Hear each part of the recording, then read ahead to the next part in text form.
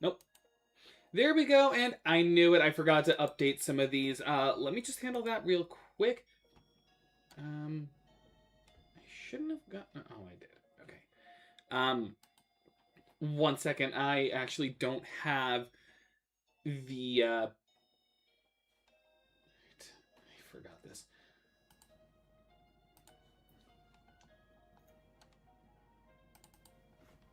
Alright, let me get these updated real quick. I knew there was something I was forgetting.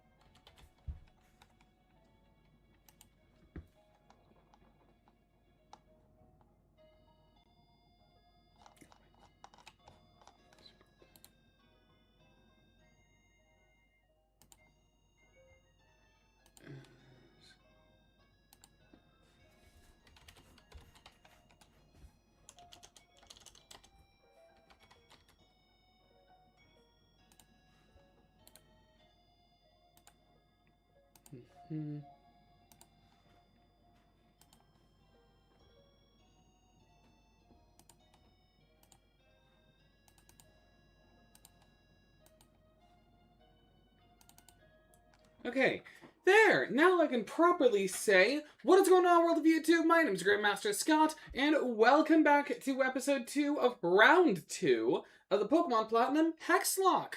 Where we last left off, we sorted our new file, got our first gym, had our first death, as you can see over in the corner. And now I will do the team recap so you know what our team's looking like. Also, if you're wondering about the names of the Pokemon we're naming, the theme is we're naming them after stands. So we've got Strengthemon Inferno with the bold nature, the blaze... I'm not going to say natures, but we got Strengthemon Inferno with the blaze ability and the moves Fury Swipes, Mach Punch, Ember, and Flame Wheel. Then we got Star Platinum, the Machop with no guard, which should be very helpful. Tower of Grey was the first death and ironically is canon. Yes, it was. Actually, yeah, that was the first stand user death. That was. That is actually kind of funny. And our Star Platinum has Low Kick, Seismic Toss, Focus Energy, and Karate Chop. Next we've got Harvest the Bibarel with the Unaware ability, which is alright. You know, it's alright. With the moves Water Gun, Rock Smash, Rollout, and Headbutt, honestly, this thing's just going to be our HM slave. Then we got we have Stray Cat the Lexia with the Intimidate ability, and the moves Tackle, Bite, Charge, and Spark. Then we got Blue Moon the Gyarados. Yes, this is one of the... we were able to get these level ups off camera, which I won't be doing anymore because I discovered what my speed up button is. So that'll make these go by faster. With Intimidate and the moves Splash, Tackle, and Bite, marginally will be useful. Then we got Animal Shop the Staravia, also with Intimidate, and the moves Tackle, Endeavor, Quick Attack, and Wing Attack. Alright, so now that we are in Floroma, we can move on to the Valley Wind Works. Your dad's missing, don't worry, I'll break in and kill Scientology. Don't worry, I just gotta beat up Scientology, or I guess in this case is evil... Will the Scientology joke still work, or would we have to call them the evil Speedwagon Foundation? This Speedwagon is evil. Don't go in like I care. Also, this is a new encounter, I just realized. I say to just switch the names for some of them, but we can't yet until we get to Eternus City. It's the Dio Foundation! Ah, yes, the evil version of Speedwagon is Dio Foundation. Well, I guess if you think about it, if you do a reversal of, if you pull a DC 52 thing where you'd make a universe where all of the moralities are flipped, that would mean that Speedwagon and Joseph were evil. At that point, would it just be Dio's Bizarre Adventure? The Brando Bizarre Adventure is no longer JoJo's Bizarre Adventure at that point. I may have lost, but that doesn't mean I can't lock the door behind me. Also, I just told you where to find the next key. Also, let's get our encounter. There we go. We actually failed our encounter the first time we were here. Ooh, Shellos. You know, it's not yellow, but considering we named it Slime before and it is a slug, I feel like it kind of has to be... Actually, I think I've just got to throw balls. Yellow, yeah, it's got to be Yellow Temperance. 1, 2, 3. Good. Okay. Alright, this is our Yellow Temperance.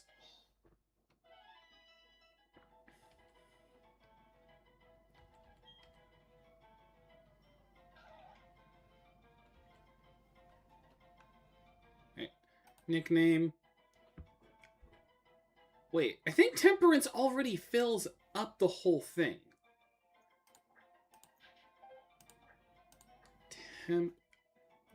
Named after that one toxic stand that could be worn like armor. Which one was that again?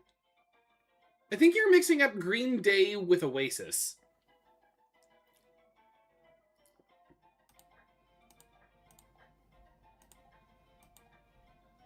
Okay, I'm definitely misspelling temperance. Let me actually double check how to spell temperance again. I've actually forgotten.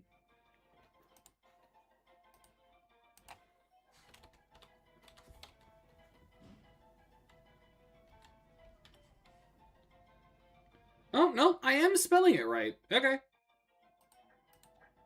that case, this is just temperance. Also, I don't think Green Day or Oasis would fit for a Shellos.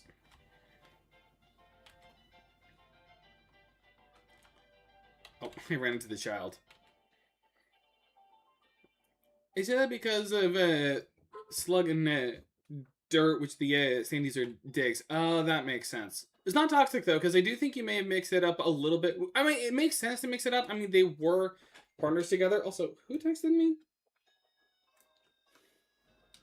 Just friend reacting to a meme. Okay, I've got to calm myself down. I was rushing a lot getting just ready for the stream. I had a late lunch. Like, once again, Team Galactic is harassing random people. Excuse me. Like, it is funny. I do still stand by this comparison. It is funny how Team Galactic is just Scientology. Because think about it, like, a lot of them care about, like, space exploration, and, like, the energy... So they're all about science. And then you get the... Alright, almost. Then you've got the whole problem with, like, them just committing, like, a lot of, like, different crimes out in public. So they got enough people, like, hunting them down. And then they got a lot of public buildings.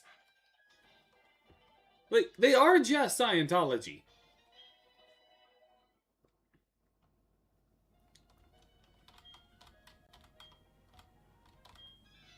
Alright.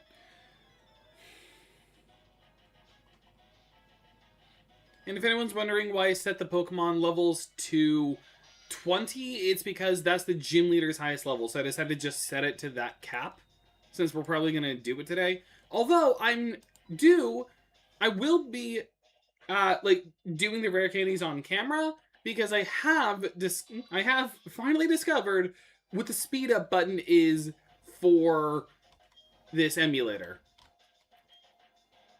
So no more of me having to, like, get out of it just so I can, like, no more of me having to, like, cut the stream early for stuff like that.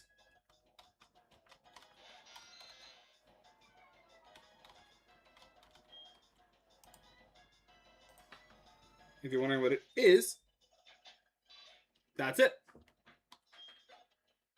So we can make some of this go by faster. Which you might as well, since, I mean, we already played through all of this. We died at the Elite Four, so we might as well just keep going. Like, it does not matter.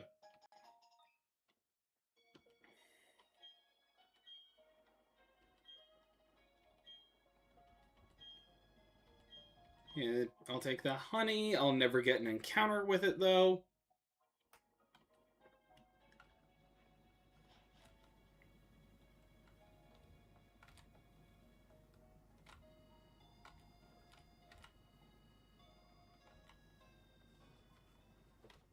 Alright, time for me to be the Flash. Oh, okay. I can't run while holding the button down. Alright. POV, playing Skyrim at 10 times speed. Suddenly the intro begins, the dragon shooting fire at you, and you just die immediately. Oh no. Alright. Yeah, like, you have the key. Maybe I shouldn't have told you where to get the key. Probably not, no.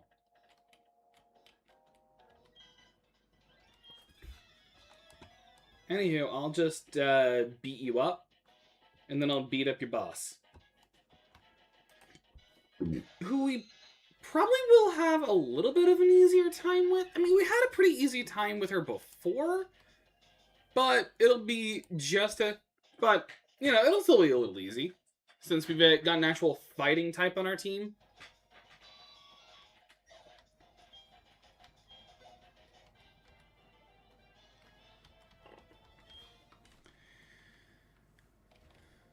Alright, then I'll beat up your partner. Technically, it's two fighting times. Oh, yeah, because we've got Machop. Yeah. I guess I kind of forgot. I'm a little scattered right now. I had a bit of a slow morning. I had a late lunch. And I'm also kind of preparing for a moment when I'm gonna... there's a lot of stuff just happening with me in the future. So I'm just trying to just get through the day while processing all of it at once. This has just been a bit of a busy morning for me. I kind of want to just swap to someone else just to give someone a little bit more time. So I'll do a little bit of Animal Shop. Like, you have that moment when you know you got a lot of stuff going on in, like, the near future. So you're just trying to process it all while also having to work at the same time. Like, that's kind of what's going on with me today right now. Just so much.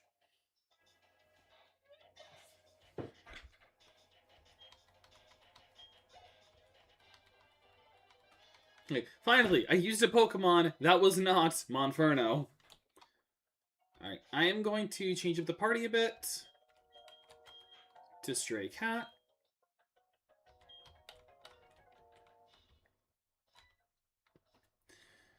And then I'm one of the three commander. Is it? Nope, there's a...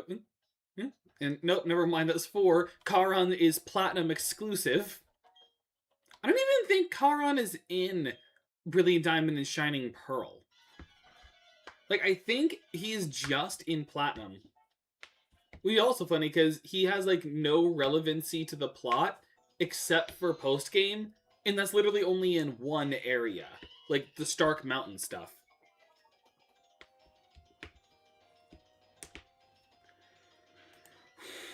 So it's kind of funny. Like, they literally just added a guy, barely had him do or say anything. You don't even fight him. I think in the manga, he has some Pokemon. But you never fight him the whole time. Alright, now I'll just give Star Platinum a moment to shine. There's not much really the Purugly can do. I really just have to worry about just the speed. And technically one move, but I can deal with that now. So I'm going to X attack. Because if I'm right, they'll just use Fake Out. Yep. And then, now that my damage is increased, let's see how much Low Kick does. I feel like Low Kick should do a lot. Purugly is, like, a little... Is it a heavy Pokemon? Well then. Because Low Kick increases damage based on the... I didn't like that number.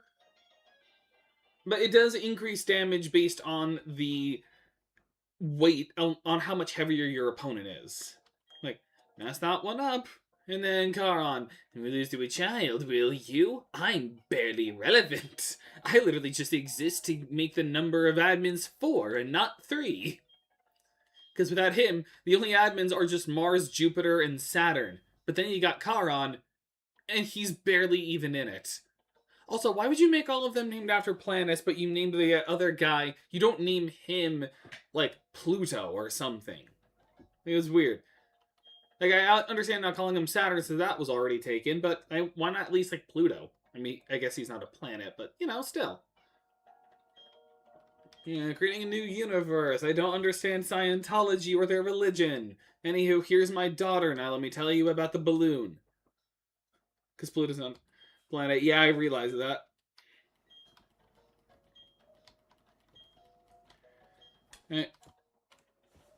Anywho, yeah, that'll be an encounter I get off camera because that's on days that are not this stream day. Never much better than leaving him as that. I mean, Charon's a cool name, but he's barely got any relevancy to him. Like, literally, you never fight him the whole game, and the Stark Mountain stuff does have a fight, but it's literally with just grunts. That's it. 2 grunts in a double battle when you have a partner with you. Like, that's all the Stark Mountain stuff is. It's just, there was one Team Galactic member that got away, and that was him. Everyone else was able to be arrested. Alright, and now 205 is more encounters. And of course, I always just default with strength.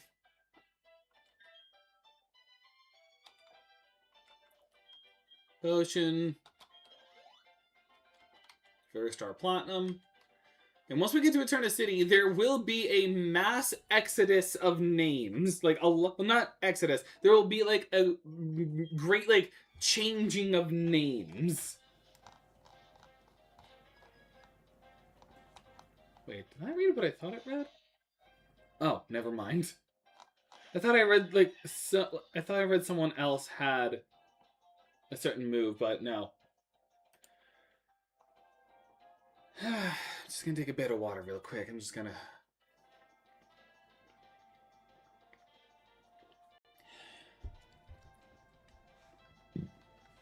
I'm gonna change a couple of names because they sound... Yeah, we had a bit of, like, clarity on, like, wait, these names would have worked a lot better. Just double checking on items I could get, and what are some encounters I could get here? Yeah, of the Southern Segment, we could get pretty much the only new Pokemon we could have is either a Pachirisu or a Buizel. And I'd honestly rather the Buizel because Pachirisu kind of sucks. Unless I were to save myself for the northern... Oh, wait, no, I can't save my... Well, I technically can save myself for the northern segment, which is after Eterna City.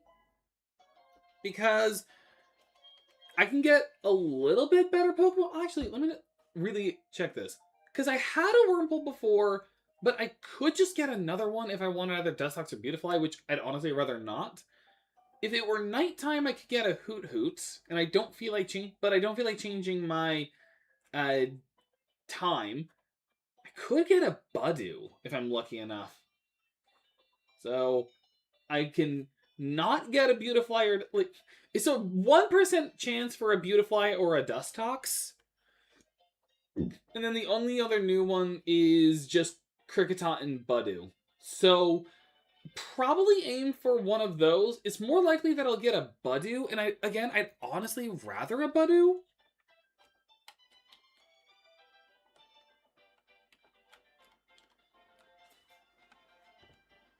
And alright. I wanted the item first before I fought you. There. So I'm gonna see if I can... I've already invaded the encounters there in that grass. So I should... So long as I don't get an encounter before Eterna, I should be fine.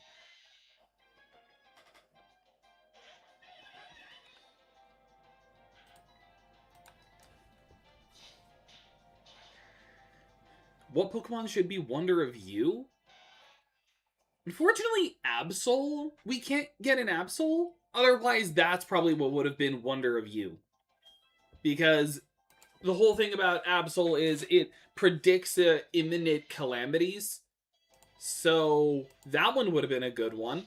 But but unfortunately, there aren't any, like, there isn't any way to get one.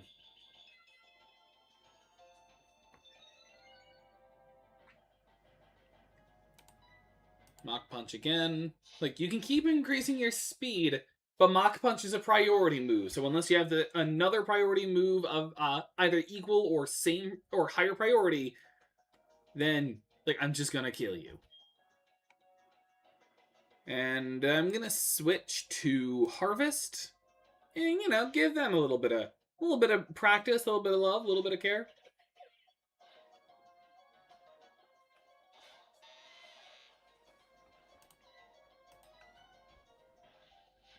Even though they're going to be, like, I'm going to try and not sacrifice Harvest, because this thing can actually be, I could see a bit of clutch for Harvest, not to mention it being an HM slave.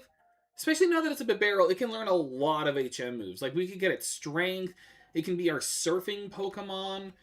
Because I kind of, like, my plan for how that would work is, I kind of have a bit of a plan figured out. Like, specifically, Harvest already has Rock Smash, and I'm going to keep it like that. And then it can also learn Cut later on, which I am going to teach it just cuz. And then, this is going to be our Surfing Mon, since it's not the best special attack, but I mean, I'd rather this have Surf over Gyarados when I could get it, like, better moves. Like, I could give it Earthquake, I could give it Ice Fang, it can have Crunch, and then I can combo that with Waterfall, which is 80 base power, which would be better than a special Surf. And then, so this thing is going to be, I don't know if I'll give this Strength. I might not. Strength, I may honestly give Star Platinum. Just cuz. Stray Cat cannot learn any HMs. Obviously, Animal Shop's gonna have Fly and Defog, for one route. And then Blue Moon is going to be our Waterfall Mon. So I'm probably gonna, like, tutor it Dive for, like, when we get to it. And then I'm not gonna have Monferno have any. So that's kind of my plan at the moment.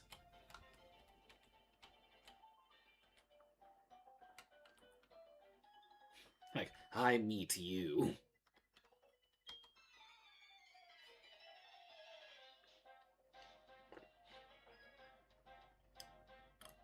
Although I do kind of plan on, when we get Budew, I do kind of plan on naming it Green Day, since, like, it is a green Pokemon, it is a poison type, and I just find the idea of, like, this little baby grass Pokemon being emo just kind of funny.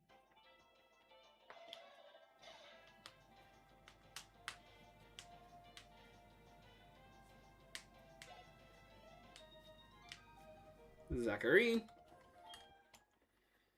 Defeated. Okay.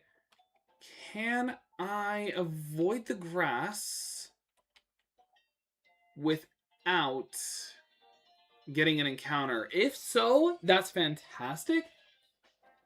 If I do hit an encounter, I hope it's not Buizel or Pachirisu, so I can implement dupes. That's kind of what I'm hoping for right now.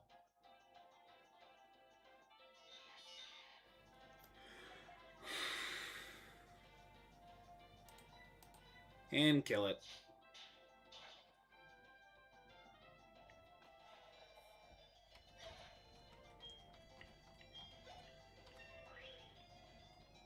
Level 22. Nicholas Slane.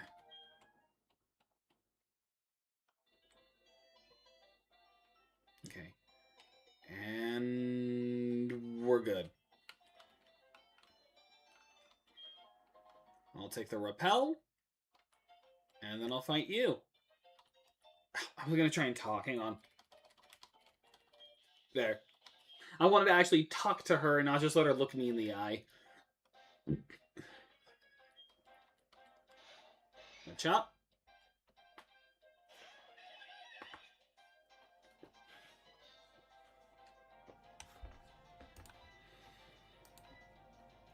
So flame wheel.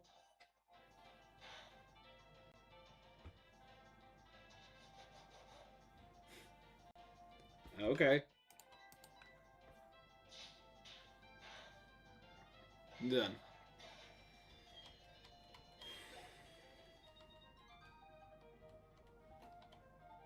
You're right, I'm on a different level. Oh, I forgot. Oh, wait, you're the one with the Piplup, aren't you? You're like one of the only trainers in the game that has a starter Pokemon.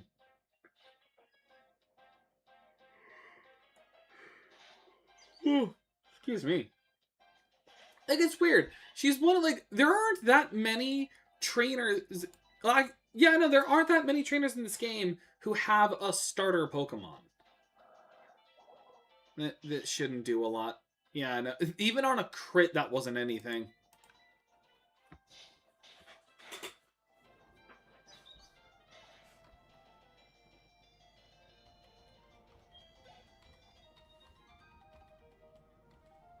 Alright, now go into the house so I can heal a bit. And then I'll... Now, I have to do the whole Cheryl thing. Wait, you are the one who heals. Okay. Alright, now I can hold off on getting my encounter until the northern part. So now it's Eterna Forest, which will be an encounter, and it's actually 2 encounters, which is good. The only downside is I have the partner Cheryl with me, who could kill a Pokemon, but it does have an upside of I'm able to get 2 choices for an encounter. Star Platinum, sheer heart attack. Like, she's like a tiny Star Platinum, and she's like, what can this thing do? Punches in the nuts. Alright, Cheryl. I kind of wish more Pokemon games did this. Like, the going through an area with a second partner. I really do wish they did that. Imagine if Star Platinum is a copycat stand. This is something we talk about a lot, but I do still agree with you and stand by it. I hate the whole, like, they're the same stand, therefore they have the same ability. I always hate that plot twist. Like, it makes no sense. I think it would have made more sense if Star Platinum could just copy abilities. And now we have our Budew. Do we want the Budew or the Budew? Like, I think I'll take the Budew, because it's a higher level Budew. Okay, now, this is a little tricky. I don't think a Chansey with an Egg Bomb could kill, so I'm gonna take out the weaker Budew. Yeah, okay. So take out the weaker Budew. The only other Pokemon we could have gotten are a Ghastly with a 4% chance, or a Kricketot, or a Baniri. There was a chance for a Baniri. Which, actually, that, I mean, okay, I would say it's not that bad. Unfortunately, this is not Gen 6, where Baniri is better because of Mega Evolution, with, like, the Lopunite. And even then, like, that would only work if this were Hermit Purple or the Sanjota Mother had. I don't know if it had a name. I always intended on calling Budew Green Day, because it is green with the poison. And I just find it funny, like, this little baby Pokemon with an emo-sounding name. I do just find that funny. So, yeah. So, Budew will be Green Day. Sensitive to changing temperature, the bud is said to bloom when it feels the sun's warm touch. This is Green Day.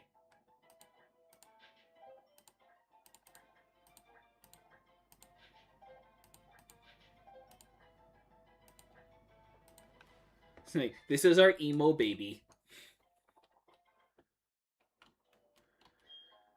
Okay, and now, if I recall correctly, when it comes to the number of battles that are actually here, a good amount of them I can force as single battles, but this is the only, I believe this is the only one that's required as a double battle. Like, let me double check. Yep. And then I can make this I can make this 2 singles battles. I can avoid these trainers. Yeah, okay. So I really only have a maximum of 3 battles here. So that's not that bad. And since I've got Monferno, it can go by a little easier. Is it green day because it's a green on a day, or because they're high? Actually, my reason for doing it was they were green and they were poison, and Green Day's ability is causing mold on people. And honestly, Roserade, I feel like, would listen to Green Day. You know, I don't know why, I just kind of get that vibe. Alright, Bug Catcher Jack and last Brianna.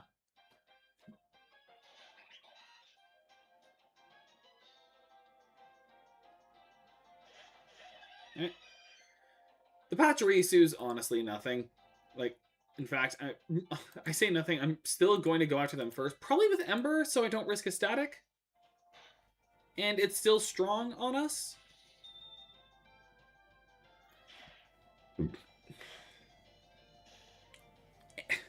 I say don't want the static, and yet I get paralyzed. And you miss.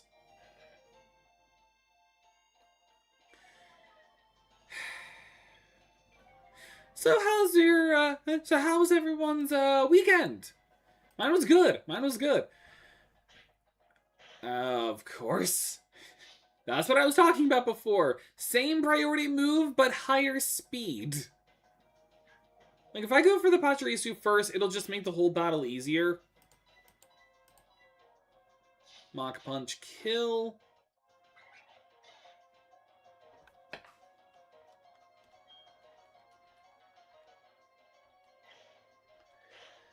And then I'm going to give Animal Shop a little more XP. So you'll take out Jack's other Pokemon. It's just a Wurmple, a Silcoon, and a Beautifly.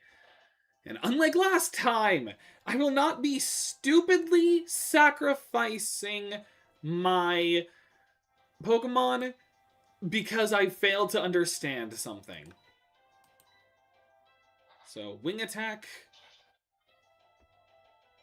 Doing good. I named a character in Skyrim after a funny character from Amada Watch It Dagoth and decided to do a challenge where you have to wear his exact outfit and beat the game. Nice. I've been recently, I mentioned this Friday, in Friday's stream at the end of it, but I've been playing through, or did I mention it, or was that off, or did I only say that with the mic muted? But I've been playing through Splatoon Raiders recently, and honestly, yeah, it's a good game. If you've played any Splatoon campaign mode, it's a lot like that. So, if you just wanted a Splatoon game that's just the campaign, then play it. Although I will say, when it comes to Splatoon campaigns in general, I do prefer Splatoon 3's campaign mode. I just think it has a little bit extra to. I will say that Splatoon Raiders is very packed with content. It will take you a long time to beat it, even its post-game, because they just do a lot. I just think but this is mostly just I think the final boss is better in Splatoon 3. Like, the Splatoon 3 final boss is just better. But overall, I love the game. Like, it does a lot. Again, it is very much like a... hang on, I'm just going to double check something. Do they ever actually... No, okay. Alright, these are the trainers with the Abra, but I still don't know what their hidden power type is. So, I've just gotta... Let's just go for it. Thankfully, the Abras don't have confusion. They only have hidden power.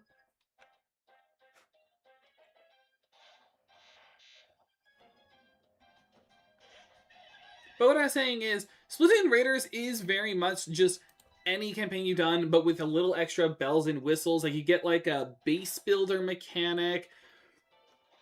Excuse me. You get an honestly large island, like larger than I expected. So it's definitely a good game.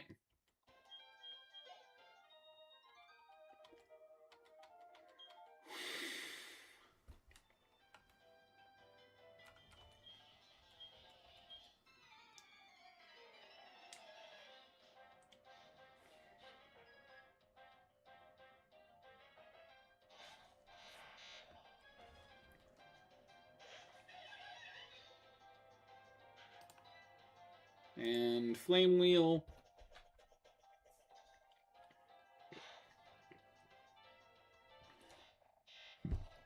This was much harder when I went through this the first time.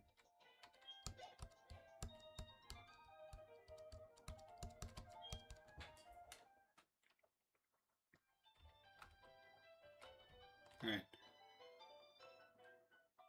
Carefully. And there we go. Who knows, maybe it'll be a shiny. Nope.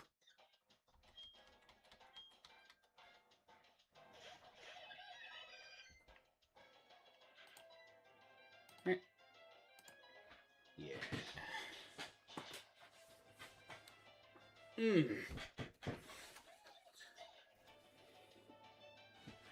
Never played any Splatoon games. Splatoon Raiders is a good one. Splatoon 3 definitely has like is the most up to date with it when it comes to like the meta, when it comes to certain mechanics and items. So definitely go Splatoon 3. You don't need to play the other games to know the plots, honestly. Even though there is plot, it's pretty standalone.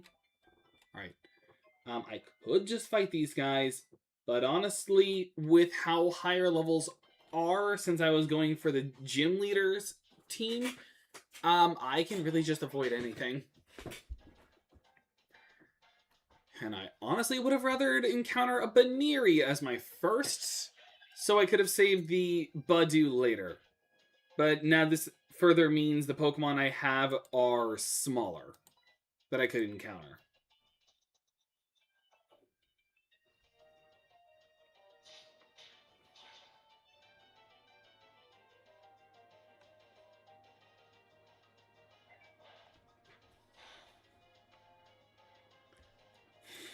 Really?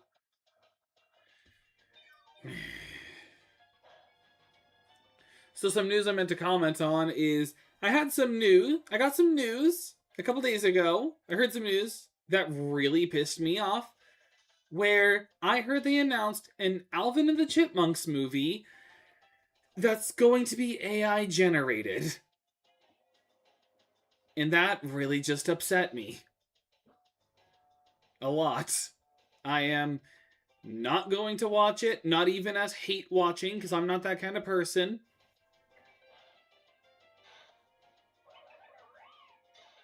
Oh boy, yep. I hate AI.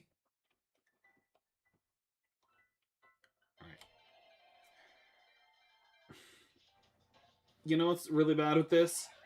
Is that I have repels, so I could just be not fighting anything and just repelling. I'm just forgetting to.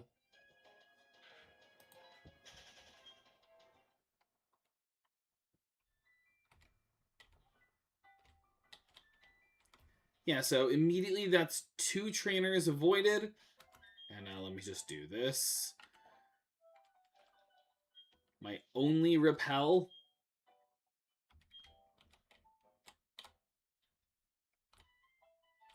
Yeah, especially don't do that with Alvin and the Chipmunks. I love those movies growing up. Alright. There's the exit. Now I will never encounter you again unless we hit post-game. Thank you for the Soothe Bell. If I have a Pokemon that evolves by friendship, which I technically do, then I will be using this. Alright. This is technically where I could get other encounters, But unfortunately, the table's even smaller, and by that I mean literally just Kricketot, unless I somehow got another Wormpole or any of its line. So either I'd have to go all the way back to the south, or I would just hold off on this encounter until I could get a shortcut back, which won't be for a long time. So I might as well just move on. I'll ignore the fisherman because it's not going to be that much XP. Another repel war off. But this is going to be an important thing.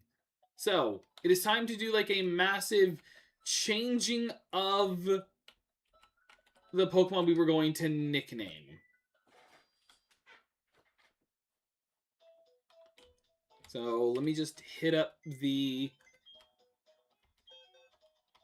PC real quick and move some stuff around. We were going to change, specifically we were going to change, I was okay with you being Aerosmith, you being Rolling Stone, your Temperance, and your Green Day. The ones we were going to change were Clash and Echoes. So I will just very temporarily, because we were already okay with everything they were. So, very temporarily, Animal Shop. This is not a permanent party change. I'm just changing some of the names. We're good with US Harvest and US Stray Cat. So, these were the only ones we were going to do nicknames for.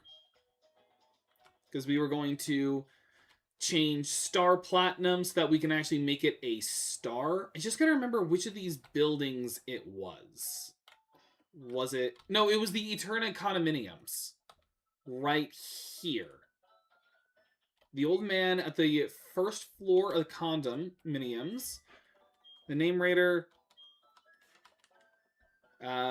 First Star Platinum, because I forget that you can do special characters. So others. Wait, is there? Oh yeah, right here. Or wait, no, is that even a star?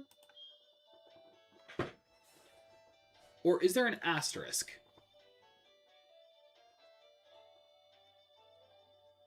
This is the closest to a star I think the game has. Oh wait, no, there it is. That was an actual star. Okay, so star and then platinum.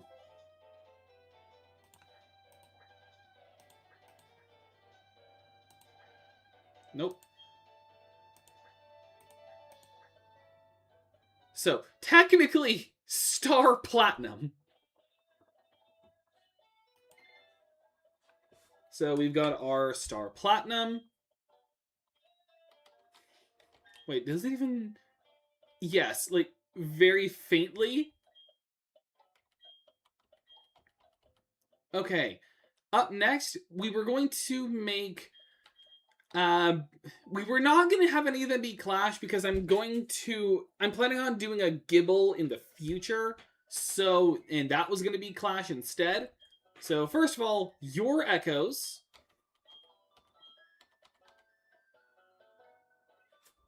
Not Echoes. You are Tower of Grey. One of the worst stands in the franchise. Tower of... Wait, where's... Can I find the F? Nope. How do I just say Tower Grey? Oh, wait, no. I know what I can do. Tower... O...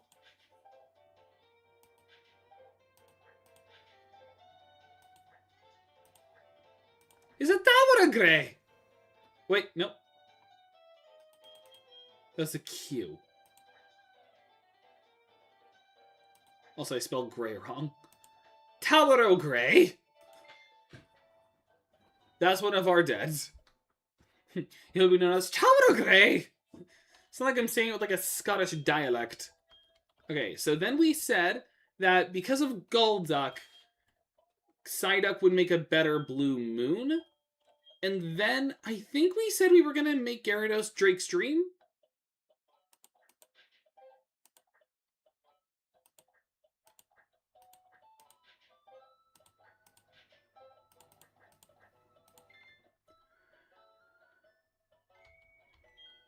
Right, and then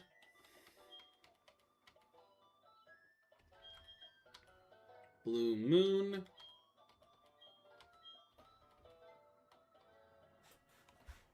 Is Drake's Dream.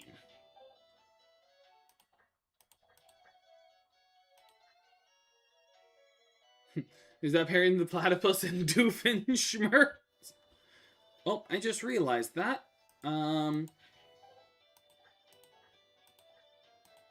Drake Dream is the best I can do.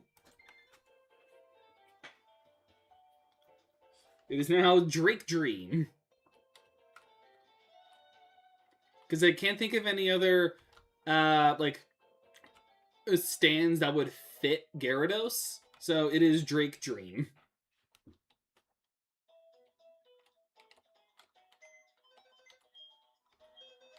Alright, and now let's put everything back in order. Animal Shop takes Blue Moon's spot. And then Stray Cat takes Tower of Gray's spot, and you are back in the death box. Wait, Crash was a shark, and we discussed that with the Gibble. Yes. That's it, yeah. The planned Gibble, which will take a little bit, because I've got to manipulate the encounter table for that, which I'm close on. I just need an Onix. So, once I get the Onix, then the whole thing is properly manipulated. I'm Gardenia. I'm the only gym leader in all of Pokemon that uses a starter. Also, your rival's name is Debrando. We still never decided what the D stands for, so he's just Debrando. Because you always have to have a Brando. Well, actually, before I do this, I just thought of that. There's a couple things I can do first that I kind of want to do now. So first talk to you. So we can get the XP share. I'm at 35, so I'll take that. Just so I can give it to a Pokemon, and honestly, just thinking on this grass gym, the only one that's not going to be of any use is just Drake. Well, actually, no, it's Harvest even less. Drake at least is neutral to grass. And then that's that. You know, this roadblock's actually kind of an interesting one, because you can't go past this route unless you have a bike. You cannot get the bike until you save the bike shop owner, because he's not in yet. And you cannot get the bike shop owner until you get cut, and I got hit. And then you cannot get cut until you beat the gym leader. Like, it's a very interesting roadblock they've set up. Like, hey, Jojo. Like, did you know that I stole your girlfriend's first kiss? Like, now I'm going to take you to a statue. I'm going to have it taken down so I can have one in my image. I decided to learn from the Romans, and my genitals will be all out in full exposure. And the size will be accurate. So this is Eterna's Pokemon statue, shaping our world, our time and space in an intertwining spiral. Revered in Sinnoh are the Pokemon of time and space. Sinnoh's myth, its truth needs investigation. I'm not evil. Fun fact, I remember the days when the statue looks like both a statue of time and space at the same time. Yeah, I've heard that theory before, that the statue how the statue in Eterna City can be interpreted as both Palkia and Dialga. I've seen like little changed pixel art that changes it to look like either or. So I've always loved that, and it kind of works, especially considering Pokemon Legends Arceus with the whole Hisui stuff. Yep, the plate was torn off. Thankfully, we can actually see what it looks like. Specifically, it's only torn off in Platinum, but in Diamond and Pearl and Brilliant Diamond Shining Pearl, they have instead just a faded plaque. So if it's in diamond, it's the first one says this: the creation of Dialga, the giver of time. In laughter there is tears, and likewise it is with time. The same time flows on, for it is the blessing of Palkia. The second one says this: the birth of Palkia, the creator of parallel dimensions. Alive, yet not alive. Everything drifts in space. To arrive in the same universe, it is the blessing of Palkia. So that's what you get in the Diamond and Pearl and BDSP. And that's what it would read as. It's very interesting. Like, the amount of, like, little lore they have. Also, just double checking on items I could get here. There is one. Oh, wait, no, I don't get it from here, though. Where again? I'm just thinking. Hang on, let me double check something real quick. Just real quick. Oh, there, okay. Because there's an evolution item I originally sold before because I didn't know about or even have the trade Evo thing. So we can technically use the Porygon in this Nuzlocke if I need to. Oh, hi, Cynthia. Yes, hello. I almost fought you, but I lost to your Elite Four. Specifically Flint. Flint was the one who really hurt our team. And then we lost to Lucian. Because that's what happened. Like, you can see her fail the attempt in the playlist for these streams. And yeah, also as a reminder, if you ever want to look back on some of the older streams I've done, you can do that. I have... I'm actually going to teach cut now, just so I can have it. And obviously, I'm not teaching my starter this. It's going to harvest, because it's not that good of a move. I'll get rid of rollout.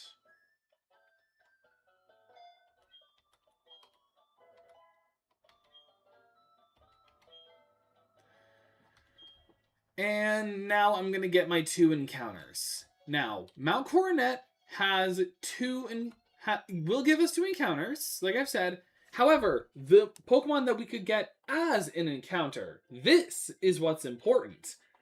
Like, first of all, in this first bit, this one, like in Route 211, this one is a little important, but not fully. Like, it's still important for us to, like, look towards, but because here are the encounters we can get here. Like, we already have a we couldn't even do a Zubat unless it was night. We already have a Machop. We can't do the Hoot Hoot until night. So, the only Pokemon we can get that are new are just a Metatite, a Chingling, or a Bronzor. And this is important because Mount Coronet, there's a chance for us to get an Onix. And if we could get the Onix early, that would be fantastic. If not, we'd have to wait until Iron Island. Meaning that I'd have to wait until the 6th gym before I could get a Gibble, which I'd rather not. I'd rather just have the Gibble. Okay, and we get the Metatite. Alright. That's one less Pokemon in Mount Coronet, because I think Metatite's in there. No, wait, no, Bronzor is. Mach Punch might not kill, but I'd rather use Fury Swipes.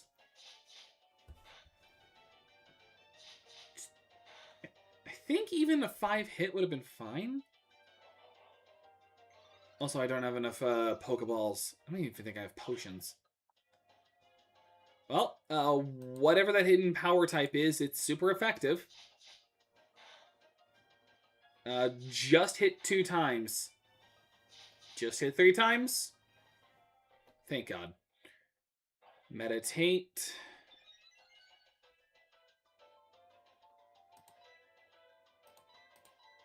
And Pokeball. Meditite's not a horrible Pokemon to have on the team. Like, it would be another fighting type if we had to, so, like, probably, like, hopefully not. But it would be, like, a psychic type. Not the best psychic type, but not the worst. It always trains deep in mountains, levitates when it's heighten its spiritual power through meditation. Oh man, would this have made a better Drake dream? Because it's all about like meditating and feng shui. What will we do for... Actually, you know what? I think we found our soft and wet. I think this can be our soft and wet. I'll let chat decide. I have to use the bathroom.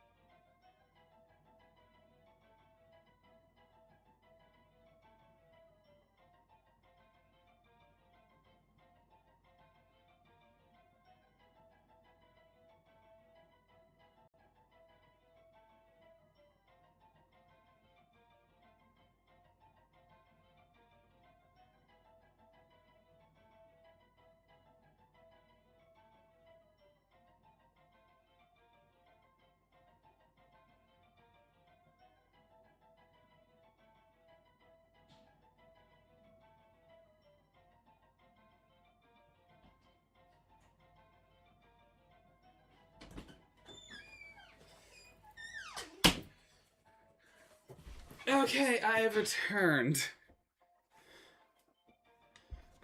Soft and wet. Yep, we finally found our soft and wet. If I only can find the letters.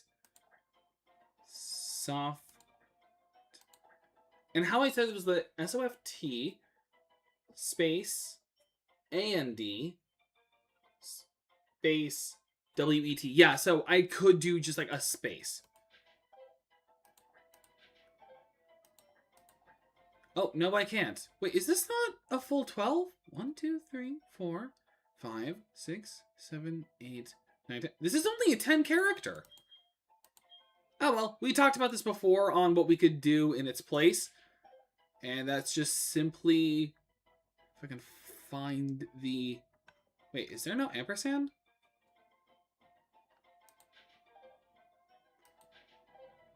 There's no ampersand. There's actually not an ampersand. That's a percent. Wait, or is that an ampersand? I can't tell from here. No, that's a percent. There's actually no ampersand in this game. Huh. Oh, well. I could just... Oh, wait. I know what I can do. Soft... Actually, I think just an N would suffice.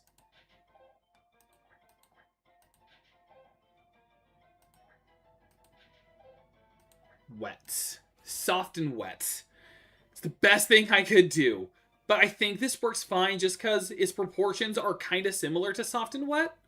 So we finally have our soft and wet. You're not supposed to be in the death box, but I'll have to fix that. I can actually just go and fix that now. You better be like a shiny. Nope, you're just another Metatite. But I'm surprised that there's no ampersand in this game's keyboard. Like, that's very surprising. You'd think there would be.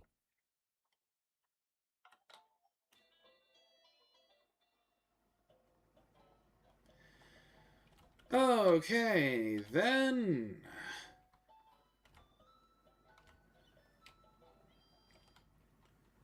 I'm back here for two reasons. First, move. You're not supposed to be in the death box. This is because I put Wurmple in last, so it's just default. Alright, and then I also want to get some items while I'm here. Like, both some Pokeballs and get some potions. Because I'm kind of low on both. I just keep forgetting to get more.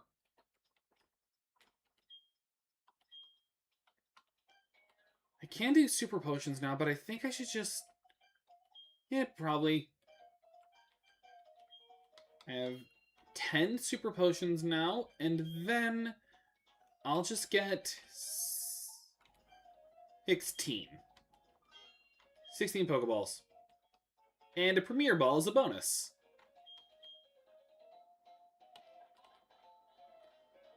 And then I'm probably never going to use the honey. And then never sell a shard, because that could be useful for tutoring. Alright, Mount Coronet. I'm pretty sure from this, even from this side, I can get an Onyx. Let me double check. Pulled up the encounter table. Orberg Hearthome. Eternus City and Celestic. No. I cannot get an Onyx from here. That's just from the... That's just...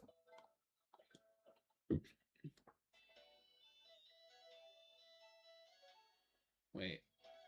Was I wrong?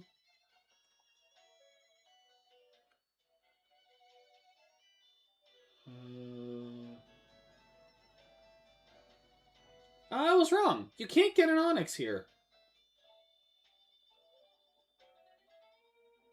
Not even in the tunnel room. What about the mountainside? Oh, wait, you can get an Absol in this game! On Mount Coronet, but only a 5% chance on the mountainside, so I'd have to, use a repel the whole time and then get lucky on the mountain. Okay, so no, there is no Onyx here. Okay.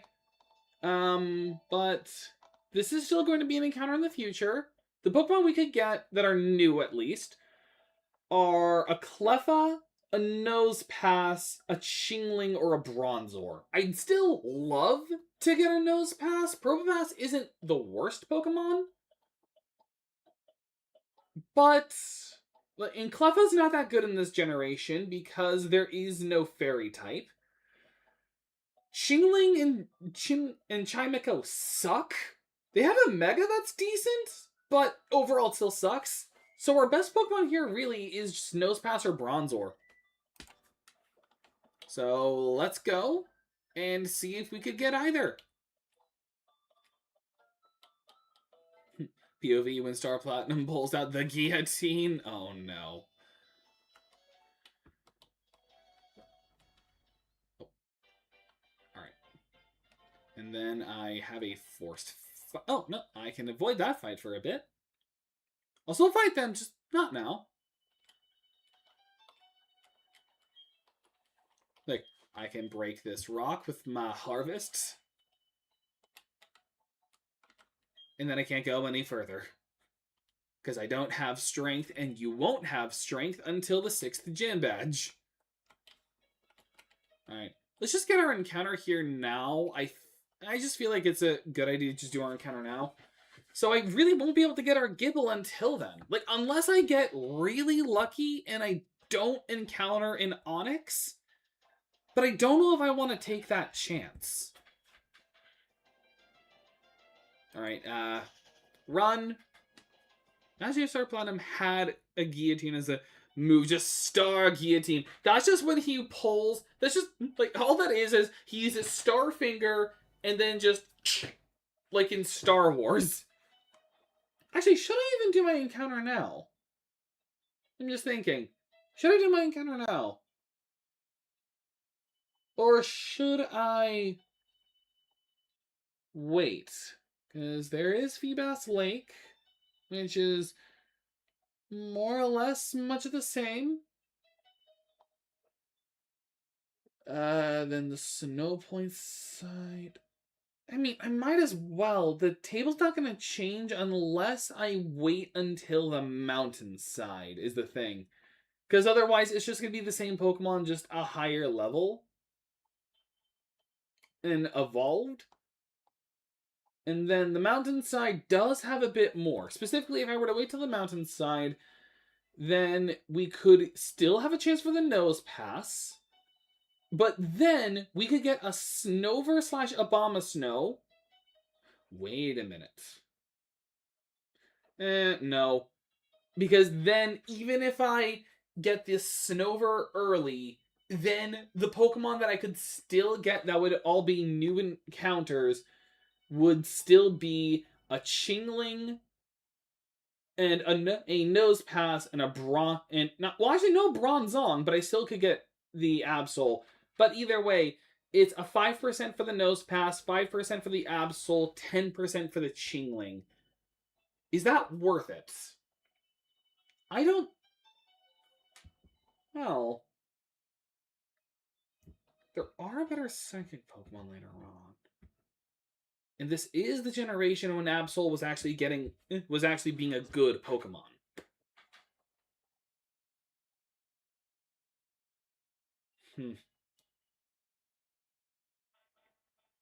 You know what? Screw it. I'm not getting my encounter here yet. I'm going to save up until I hit up the mountainside, and then I'm going to try to see if I can get myself an Absol or a Nose Pass that way, or fail and get a Chingling. So those could be my outcomes for this. And honestly, I kind of want to take those odds. Sarplatinum would be well, kind of. Honestly, I think the one who'd be more unstoppable would be Dio. Well, Jotaro does have the time stop, but I never think about him having it. Like, oh no, my fighting fire monkey cannot use electric type moves. I guess I have to just punch it instead.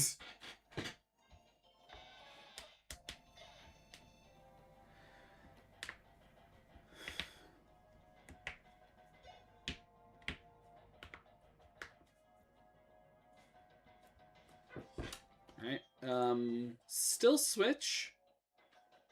Unfortunately, I won't be able to use Drake's Dream for a while, since it still only has Bite. And there's no trainers on this route with... I could technically put him against the ninja on this route, who just has 3 Zubats. I'm going to use Star Platinum instead. Like, it's kind of a star, it kind of counts.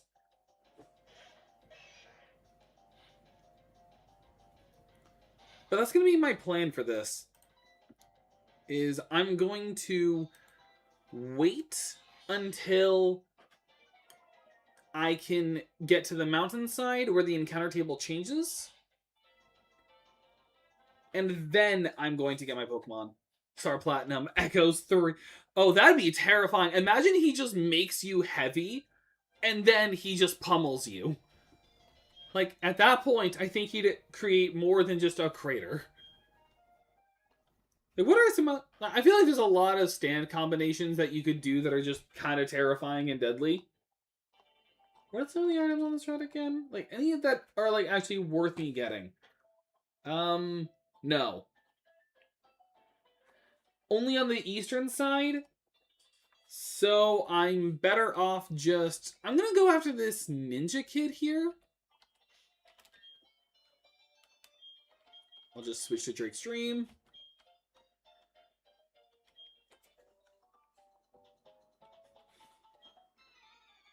Like, oh, this kid has our Zubat, so I can just have Gyarados bite until they're dead.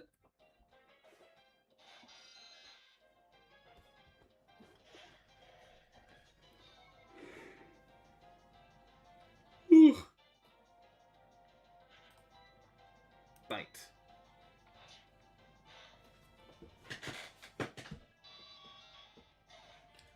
Star Platinum Harvest is terrifying. 500 Star Platinums. Now, would they be Harvest-sized, or would they be Star Platinum-sized?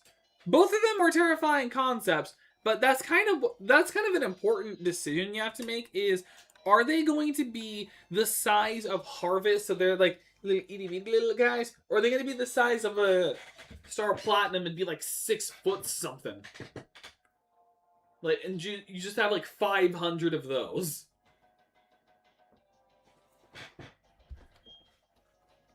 Oh, right. I forgot I had put XP share on Harvest.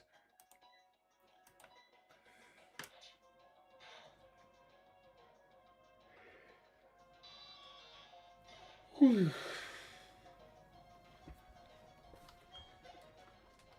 You know, speaking on terrifying stands, I will always stand by how Jailhouse Rock is a terrifying stand. Like, honestly, that is, like, really think about Jailhouse Rock's thing. You can only remember a maximum of 3 things at a time. 3 new bits of new information. So, like, if you put someone in the right kind of room, you can just trap them.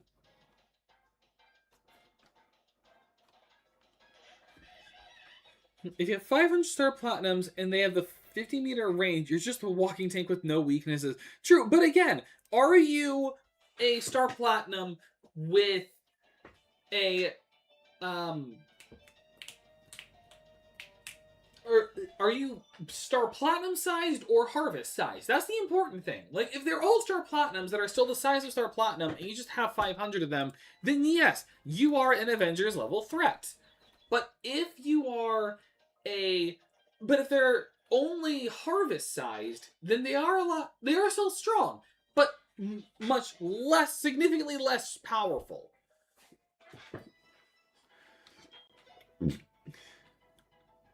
don't think it matters if there's 500 of them, they all have the same minute strength as the original. Do they? Or does it apply? Or would science still be? Well, I guess if they're small, they probably would still, because I guess it'd be like an ant. Like, ants can live 10 times their body weight, so I guess, like, Star Platinum would just be, like, physically stronger in that regard. So I guess it wouldn't matter, but I feel like saying it like that is no different than a person's argument of one of every Pokemon versus a billion lions being a billion is a big number. Like, yes, it's a big number, but do you really understand the Pokemon world? I've actually thought on this, on that whole, like, one of every Pokemon versus a billion lions. And the thing is, I feel like there are 3 different ways you can interpret that question. First of all, never forget the item behind the Eterna. Gym? Just a free super potion. But there's 2 ways, actually 3 ways I've thought on answering that. In every way, the Pokemon would always win. So, first of all, let's say that what you mean is, like, let's say we compare the lions as Pokemon. The closest we have to a lion Pokemon is a Pyroar. Now, unfortunately, Pyroar is a fire normal type. So, a regular lion would just be a normal type. Just a normal type Pokemon. Like, and to be nice, I'll give it, probably either Strong or Tough Claws. Either ability could work. Let's say if, like, half of them would have Strong Jaws to increase the damage of biting moves, and some would have Tough Claws increase the damage of scratching moves. Either way, like, even if you give them all Crunch, it would not matter that much, because there are Pokemon that have been shown to be that are on, like, that are, like, faster than them, because you've still got to contend with, like, Latios and Latias. You've got you got, like, Zeraora. You got a lot of, like, fast Pokemon. So not a lot of them. So enough of them could defeat the billion lions, even if we're talking in just a standard Pokemon battle. So now let's say we're doing it by, like, feats of strength. Lions are incredibly terrifying, yes. However, if we're just talking like a real-time fight type of deal, flying Pokemon. flying Pokemon. I just have to say that, just flying Pokemon, you know? I already mentioned Latios and Latios, but then you got, like, you've got the elemental birds, you've got Talonflame, you got Toucanon, Yveltal, I feel like is just the answer enough. So, like, in that regard, like, they just lose. And now, finally, like, my final way to say it is, let's take it literally. It always says one of every Pokemon. Do we count 4? Do we count, like, variants of a Pokemon? Like, do we count... Because if that's the case, then it's actually not versus a billion. Like, Pokemon have over 1 trillion on their side because of one Pokemon in particular. Spinda. Did you know that Spinda has the most variants of any Pokemon? Spinda, because of all the different spiral patterns its body can have. Which counts to over 1 trillion different variants. Just because of all the placement on the body a spiral could be. So, like, they're suddenly outnumbered by 1 trillion. And if you say, like, well, the Spinda are outnumbered, I can counter with what you've been saying and say, like, 1 trillion is still a bigger number than 1 billion. Like, and then outside of that, you've also got all of the Vivian forms, you've got all of the, like, gender difference. You got, like, one of each gender, so that 1,000 Pokemon is now doubled. And if we're still counting the Spindas, then that's 2 trillion. That's over 2 trillion. So, like, Pokemon just wins no matter what. People think that because of, like, a lion's own prowess and bite force and strength, that they could just win when there's 1 billion of them. But the thing is, there's still a lot of Pokemon. And even if you're not counting every variant, and it is just simply a standard one of each type, you're still dealing with elemental monsters, some of which are literal gods. Because you got Arceus, who literally created everything, the creation trio of Palkia, Dialga, and Giratina, Dialga being the master of time, Palkia being able to manipulate all space, and Giratina being Pokemon Satan. And then it gets even weirder. Volcarona can mimic the heat of the sun. You've got Gardevoir, who's not even a legendary, and can create black holes the size of a dime, which would still tear apart the Earth. So, assuming it's the size of a dime, but either way, like, you've got a Gardevoir that can just make black holes. You've got some Pokemon that can just punch apart steel beams like it's nothing and ram, like, 18-wheelers. And then, that's not even including Yveltal, who can just wipe out all life as we know it. Literally, it's a Pokemon whose whole thing is, it can just drain your life, and if it dies, it'll still drain your life. The only Pokemon it doesn't affect in that regard is just Xerneas, so that it can balance it. So, basically what's going to happen is someone's going to kill the Yveltal, it'll drain the life of every single Pokemon and lion in the battlefield, and then Xerneas would just bring every Pokemon back to life. Granted, it would also bring the lions back to life, but I feel like after they've seen the afterlife, they'd just be panicked. But again, no matter how you phrase it, Pokemon are going to win because they're so strong. Yeah, people kind of don't realize that. Which is kind of why I'm kind of glad that Death Battle gave Pokemon, like, a lot of, like, moments to show how powerful they actually are when they did the Ash versus Yugi Death Battle, showing, like, Pokemon really are strong. Not as strong as a Yu-Gi-Oh monster, but still. Excuse me. Alright, and then the water goes down.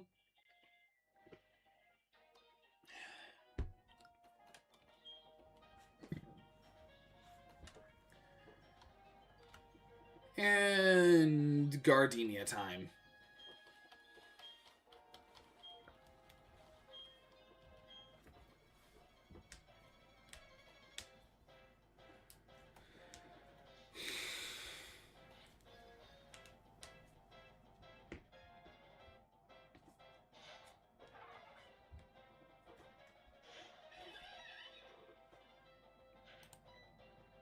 So first we Flame Wheel the Turtwig.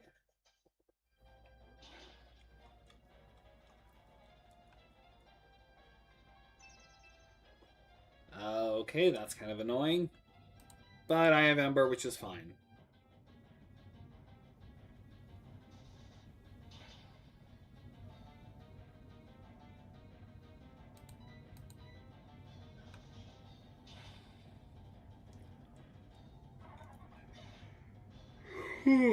Excuse me. Do I even have any Pokemon that are special attackers? No. This is technically my only special attacking Pokemon.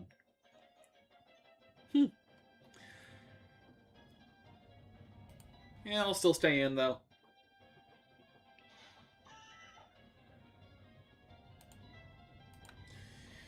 The only one that can solo every Pokemon is either Mewtwo or Necrozma. Ultra Necrozma. Yeah, I like to call it Sun Devourer. Yes. Light that burns the sky! I love that clip of that streamer, like, Rabombi, like, light that burns the sky! Just, Rabombi, take it! Rabombi! I love that clip. Oh, there that goes. I'm gonna give Animal Shop a time. Little moment to shine.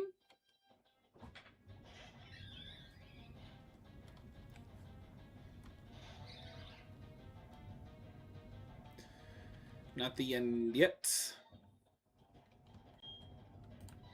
And Wing Attack. Like, unfortunately, you're more of a special attacker, so the Intimidate doesn't matter. Ooh, that did a little bit more damage than I wanted. Okay, but it's fine. Oh, never mind, not that fine. I can still live so long as the Magical Leaf does not crit. This Wing Attack can kill because I can live.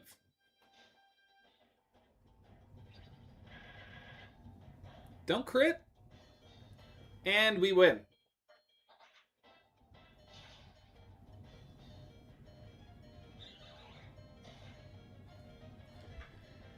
Okay, I'm just gonna skip as much as I can. Harvest level 22. Animal Shop level 21. And give me my badge and the TM for Grass Knot. No one's gonna learn Grass Knot, but it's, you know, it's neat to own. The Forest Badge.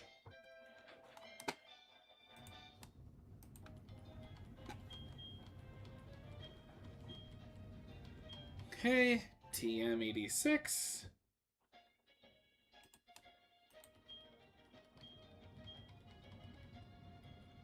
And now the clock resets itself so I can leave. And now there is an item in the... Because now, what we're going to do is the... I'm sorry, I'm a little off today. I'm a little more tired. I rushed getting to work, so I may not... I'm having a bit of time with words at the moment.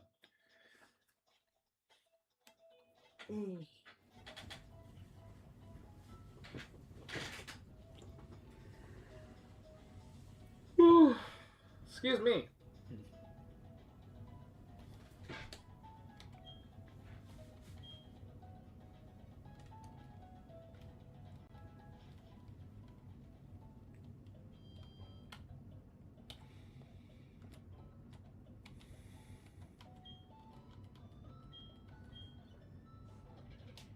Alright.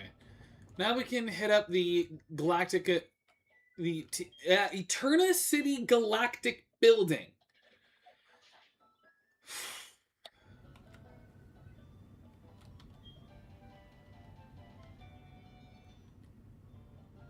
Alright, payback.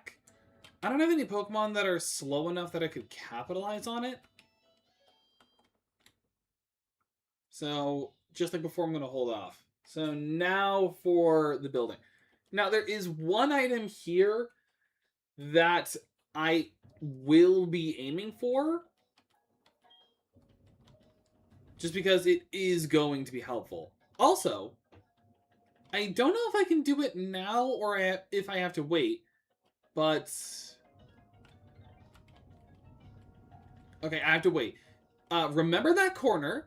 I think we have to wait until after we clear out all this stuff, because it is going to be important in the future.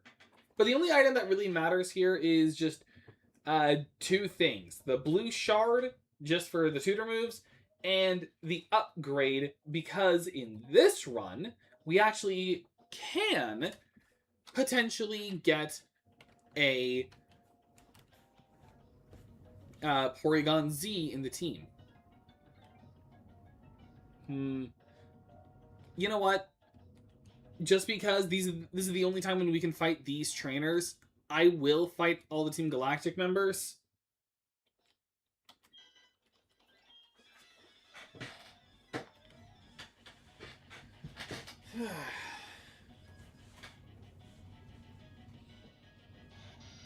Attack is so cool. Light That Burns the Sky is such a cool attack. It really is a cool attack. It's also probably the most awesome, this is probably the coolest name for a Pokemon move we've ever seen. Which is funny, because it's a Z move, which is universally panned as, the worst, one of the worst mechanics Pokemon had ever done. Which, the whole mechanics thing I find kind of funny. I understand this Pokemon means of, freshening up the formula of Pokemon. So it's instead of every game feeling the same over and over, instead they're well, what if we said there was a neat little gimmick in each game? Which, to be fair, I'm not opposed to. I actually do like that. It does make every game feel a little different. But, some of them are hit and miss. Because obviously everyone loves Mega Evolution. No one really hates Mega Evolution. There may be a Mega Evolution you don't like, but the concept of it overall, a lot of people love. Showing love to unloved Pokemon, and while also giving Pokemon that were initially really, kind of weak, a good buff. No one would ever really use a Lopunny, but now Mega Lopunny, the normal fighting type, scrappy ability, a boost to speed and attack, makes it a really good Pokemon. No one used Mawile before, and technically doesn't really use it even when it's got its fairy type. Well, what if we gave it a Mega Evolution with, I think it was Hyper Cutter? But either way, Mega Mawile, which is even better. So you got, moments like that. And sure, they get, not all Megas are good, Mega Garchomp, worse stats, a worse ability, and a bad ability. But, it's still pretty good. Thinking for a Stunky. I think I should just stay in. But yeah, you've got some, yeah, sure, your bad ones, sure. But then you got the ones that I really like.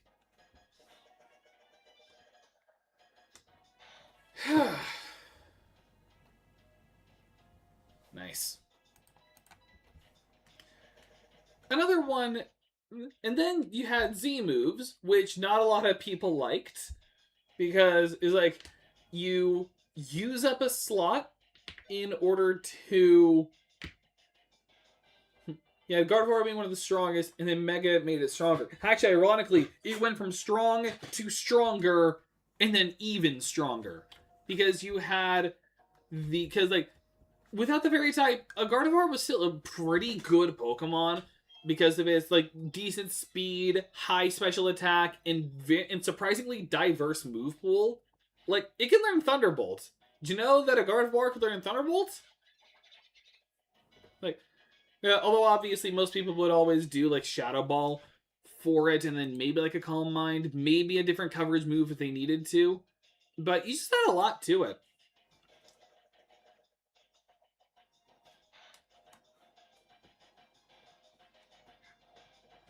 So you had that.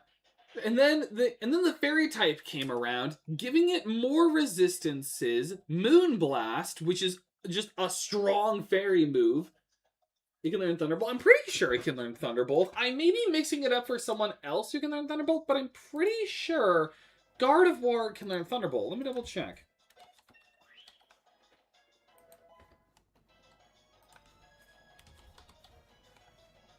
Gardevoir. And TMs. Yeah, Thunderbolt. It can learn Thunderbolts. Like, here, just as an understanding, in Scarlet and Violet, some of the special moves it could learn were as follows by TMs: Psybeam, Disarming Voice, Charge Beam, Swift, Magical Leaf, Icy Wind, Draining Kiss, Stored Power, Nightshade, Psyshock, Dazzling Gleam, Grass Knot, Aura Sphere, Shadow Ball, Hyper Voice, Energy Ball, Psychic, Thunderbolt, Focus Blast, Hyper Beam, Terra Blast, Vacuum Wave, Misty Explosion, Future Sight, Expanding Force, Alluring Voice, and Psychic Noise. And that was just for Scarlet and Violet. If I were to bring up Legend ZA, then it's Psyshock, Hyper Beam, Icy Wind, Future Sight, Psychic, Thunderbolt, Hyper Voice, Shadow Ball, Dazzling Gleam, Dream Eater, Charge Beam, and Vacuum Wave again. Like, Gardevoir is a very, has a lot of moves it can learn. That's one of the reasons why it's so dangerous. It just can have a lot of diversity. Like, decent stats, relatively early access in most games, and then just a great typing with a cracked learn set.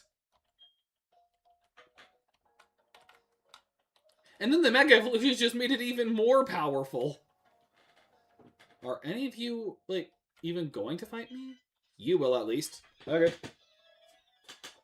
So, yeah, Gardevoir's just got a lot of sets. And then the Mega Evolution just makes it even more dangerous, which is one of the reasons why Diancie is not the hardest gym leader, but the Mega Gardevoir doesn't make it easy. Anyway, I'm going to punch this cat real quick.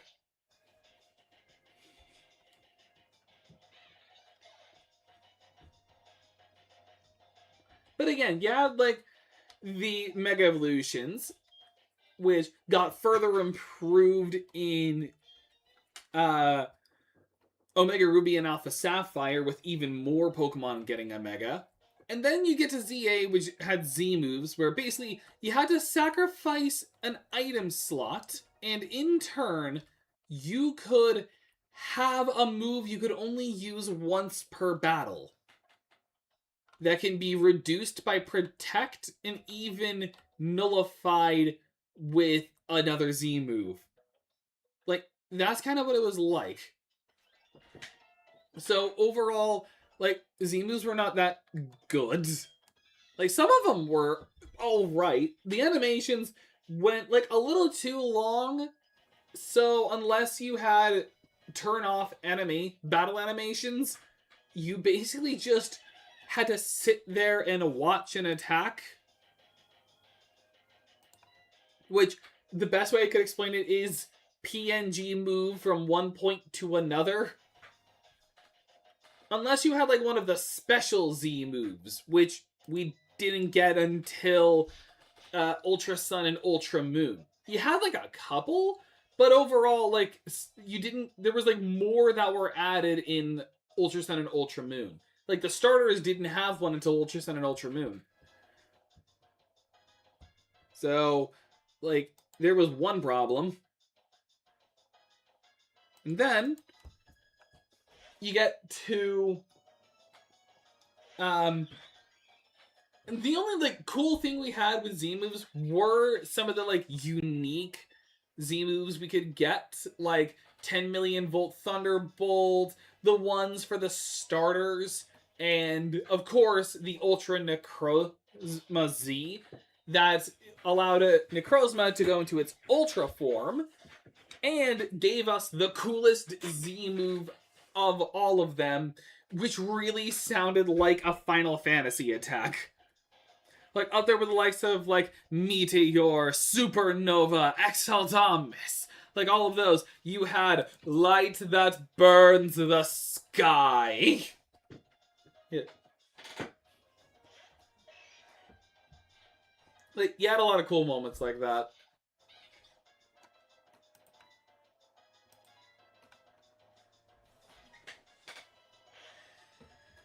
Of course.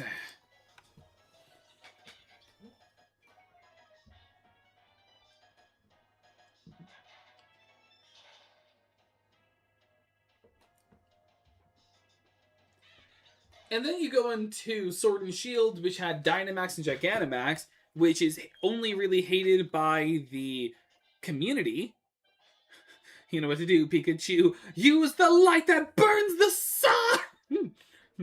Just like, suddenly, you just hear, like, one winged angel. Like, imagine, like, someone actually once saw a meme where it's like, alright, like, let's have a good, fair Pokemon battle. Go, Rabombi! I summon Ultra Necrozma! Like, what the heck? I thought this was a fair fight. Ultra Necrozma, use light that burns the sky.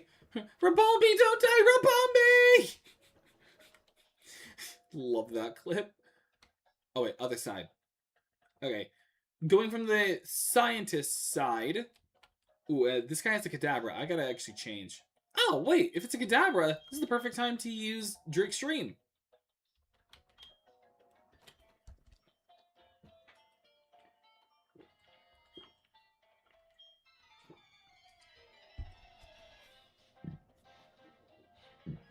Excuse me.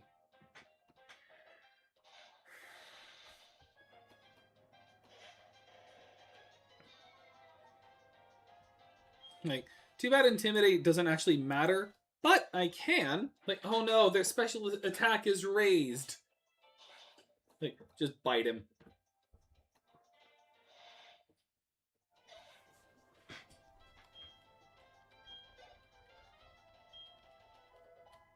Level 23 Harvest. Learning Hyper Fang. Honestly, no. Yes, give up on Hyper Fang. It's like, it's an alright move, but I'd honestly rather Headbutt. This will not go unpunished. I will rant about you on Reddit. Like, I will let the group chat know that you were a force to be reckoned with. Alright, worthless outside of selling. And a blue shard. Imagine you're fighting somebody and you know something's about to go down because of them. He's like, okay, imagine like you go against someone and then suddenly you just hear violins playing in the background or an organ playing. Then you're just like, wait, what's going on? Like, imagine that. That's actually really terrifying to think. Imagine you're just gonna be like, okay, let's have a good, clean fight. Yeah, sure, let's do that. And then it's like, go, Pidgey. It's like, or even worse, like you go against youngster Joey and his top percent Rattata. Actually, can I? Thanks for the upgrade, bye. No, unfortunately I have to. Yes, Jupiter, I'll fight you. I'm a little worried with fighting Jupiter.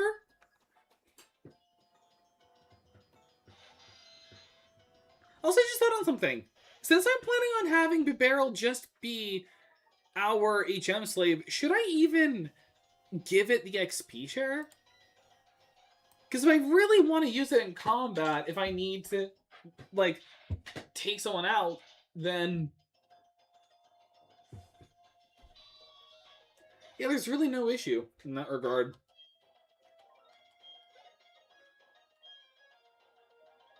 Then a Skuntank. Skuntank, just like before, is a little risky, although I honestly think Strength can handle it. I mean, I'm 2 levels higher, but it's fine.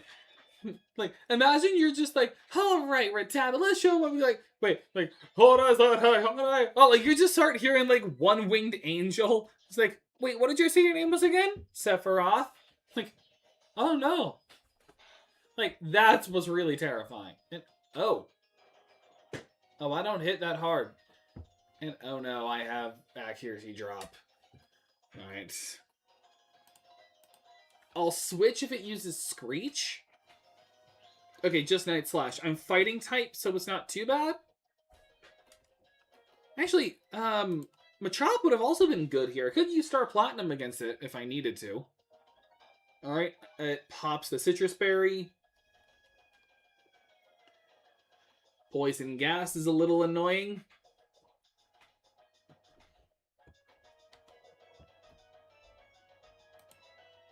Ember.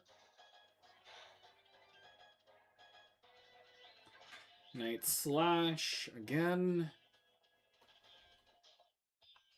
And hurt by the poison. I'm actually going to use this time to switch to Star Platinum. I did not heal. I forgot to. But it's still safe to go in. Night Slash shouldn't do that much. Yeah, no. Even a crit I could live. So I don't think Skuntank weighs all that much. Yeah, 83 pounds. And a low kick.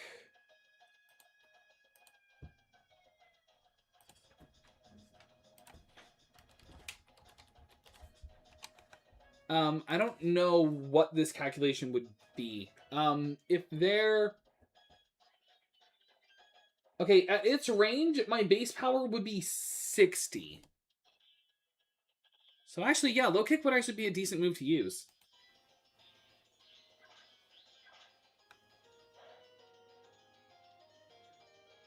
Okay, I was right that I could live a crit. Okay. Super Potion. Immediately. And please use just, like, waste a smoke screen? No? Okay.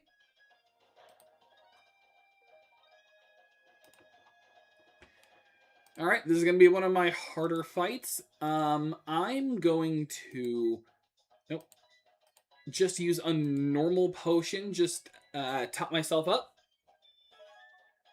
A little. Cynthia's theme's like, why do I hear piano music? Okay, I can now live from this range.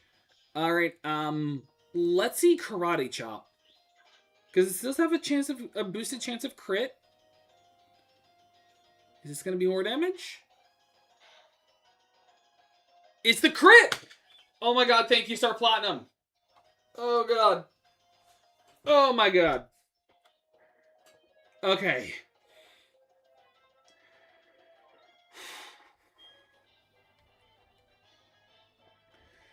Oh, you didn't just lose to a child. You lost to the main stand.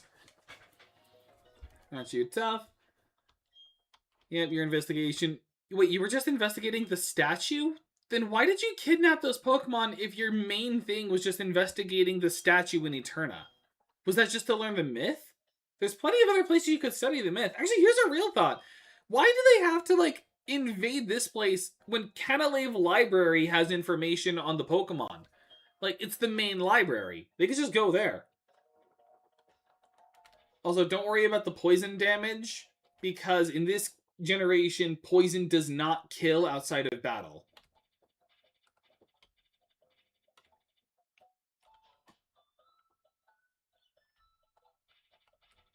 Like, it just leaves you with 1 HP. So it's like poison in Minecraft. Like, poison does not kill.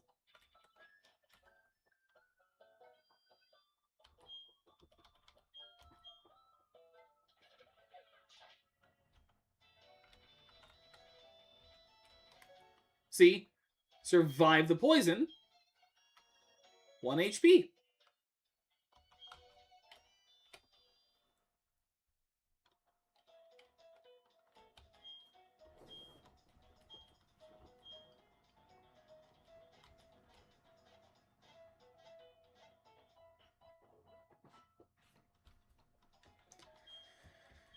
And we hope to see you again. And now I'll get the bike.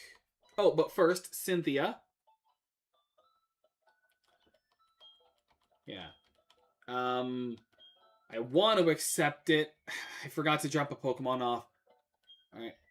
Hang on. Let me get that egg art in the Discord. Okay, let me put a Pokemon away temporarily so I can get this egg. So I can get the egg. You can go in the box harvest. Alright, let me just get this ready.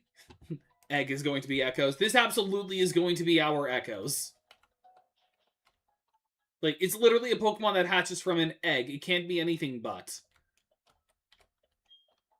Yes, accept the Pokemon egg. And we will celebrate this egg with a look. Wait.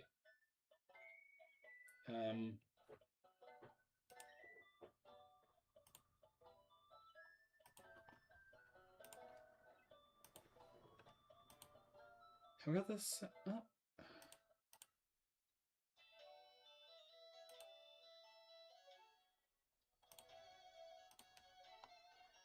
Alright, hang on a sec.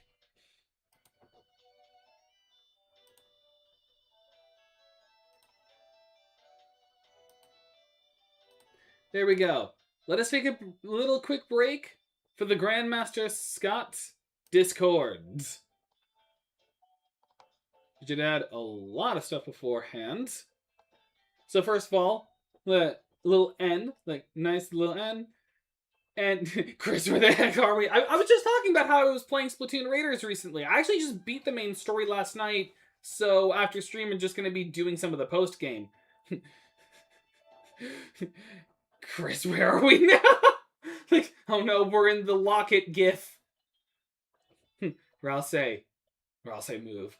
You're blocking the moss. I want to feel the moss. I love how this looks like a romance novel. Like, this would be funny if you, like, cut this bit out first and it's just like, Rousey, move. And then it, like, shows the full screen. You're blocking the moss. I want to feel the moss. I want to eat the moss. You're in the way, Rousey. And then more stuff on the OCs of Indigo Blaze, Rex, Charles, Emerald, cute. Oh, this is them in their pajamas. Nice. They like, shut up with the pride flag. Like, shut up, I'm gay. Grunge style Indigo. Oh, okay, that is the top. But transition to goals into lose. Still never saw Owl House. And furry. Like, a tasteful furry.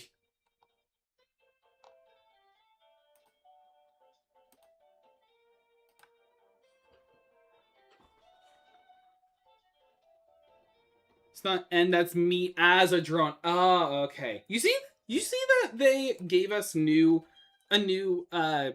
murder drones thing? Like, they came out with a new, like, they've been doing a lot more murder drone stuff with the, Glitch has been doing a lot more murder drone stuff lately. Oh, let me put Harvest back on. Yeah, the J thing. Kind of interesting. A little bit of an insight into J. Excuse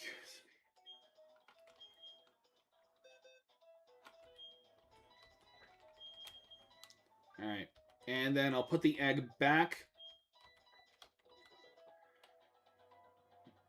You know that you get a title if you have a Susie and the Goat Boy with you for all acts when you eat the moss? I did not know that. Like, that's kind of funny. Like, if we get Rousey first and then we eat the moss and all, we get a new title. Nice. Like, it's no longer Deltarune, it's Mossrune. Alright, now give me my bicycle so I can progress.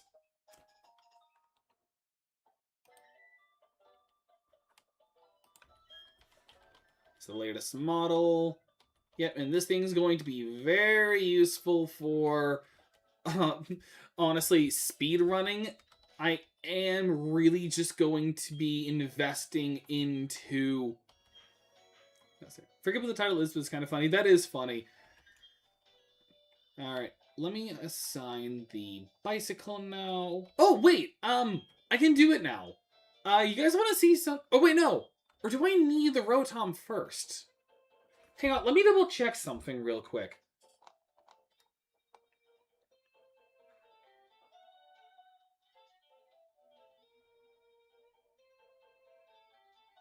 Rotom room...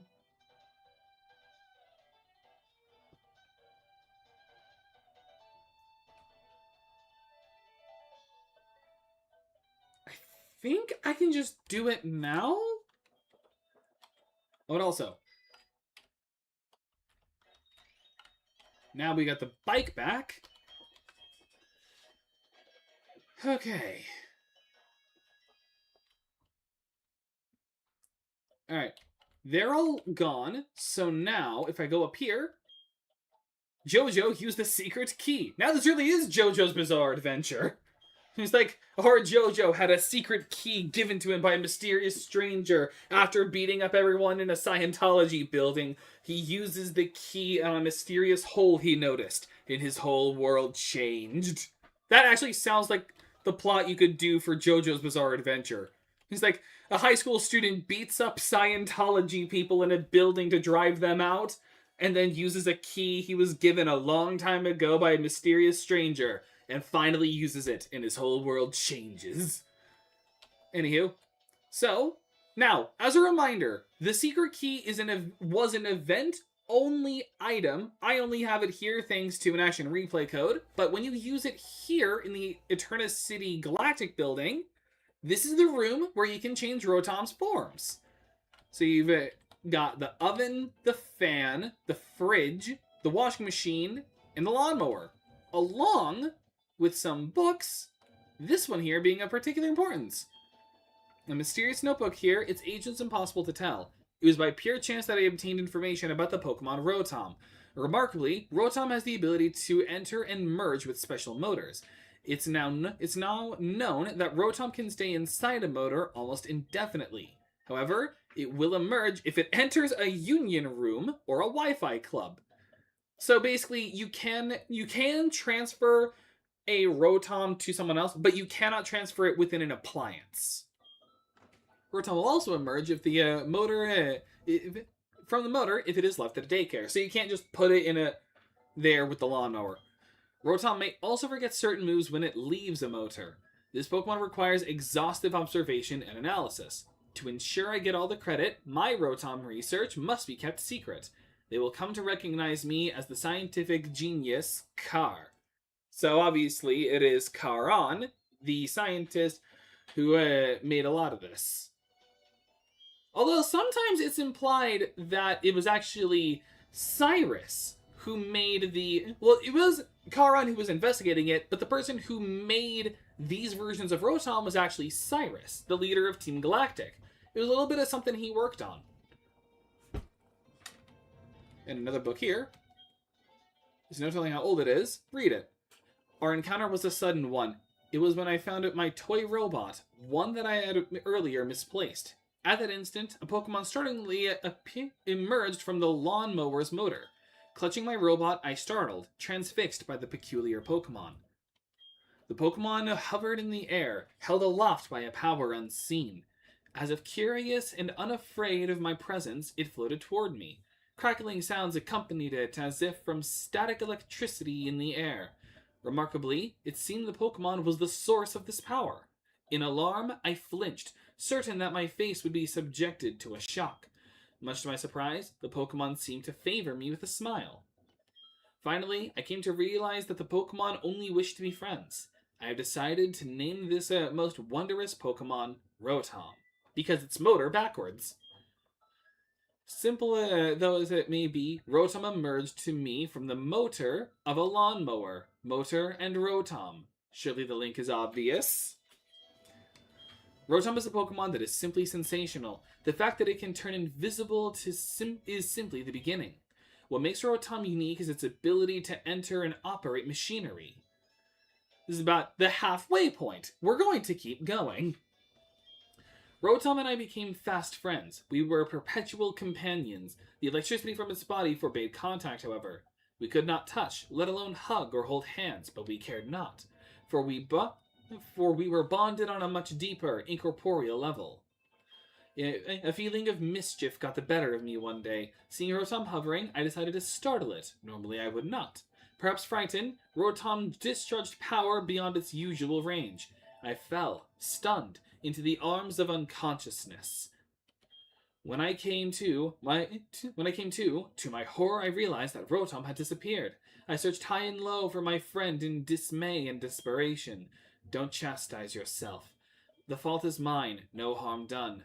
Let us play as we always have.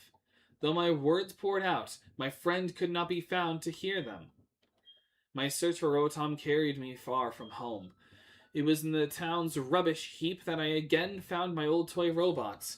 Curiously, our eyes met. Then the robot waved a hand as if in greeting.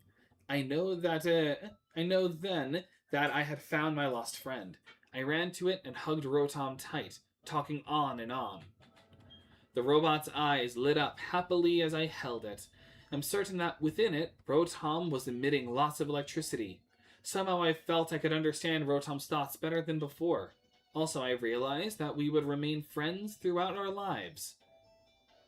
The notebook ends with this page. So again, a lot of it is implied that while Charon was the one who was studying Rotom, the one who discovered it, and then later was the one making these appliances, was Cyrus. This was like one of the only friends he had. But then Rotom left him to go to the old chateau. Now, there is technically one more scene here, but we cannot do it until we get Rotom, which I'm going to be doing off camera. So that'll be something for later. Like, I'm not going to end stream here just to, like, get to the next day, because we can still keep going. So I think we can even do the Heart Home Gym now. But first, I am going to get 2 items before I leave. First, I'm going to get myself some repels. 30. Because I plan on holding off on my Mount Coronet encounter until the mountainside. The description and knowledge that what device uses it makes me think of a couple things. Pokemon can possess robots only if the maker stops producing them and the machinery works. Yeah, Rotom is a very interesting Pokemon in the idea of, like, it's... Huh? What? Oh, I already said I had to get that. Okay, I've got, like, there's one more thing. This is Nintendo forcing you to do, like, a special mechanic they added. Talk to this old man and get the Explorer kit. And I will be using this off camera to try and get a fossil. Whichever fossil I get first will be the one we have in the party.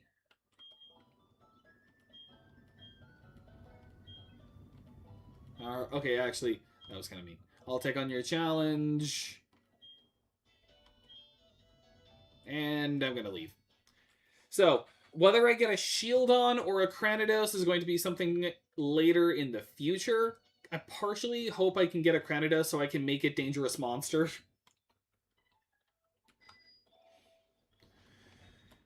Alright, and now Route 206, which will be our encounter, but only after we're done with the cycling path. So yeah, so this is just like an interesting area. Now again, there is one more scene for us, but we can't get it until I get the Rotom, which I will attempt to, but if I can't, then I will attempt to catch the Rotom. Just getting the trainer list ready.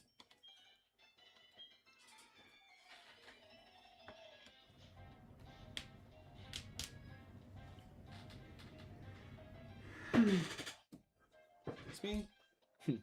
Remember back in the day when Pikachu had an actual cry and it didn't just say its own name?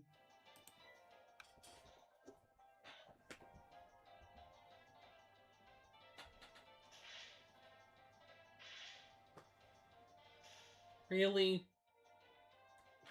Okay. Mach Punch. Alright.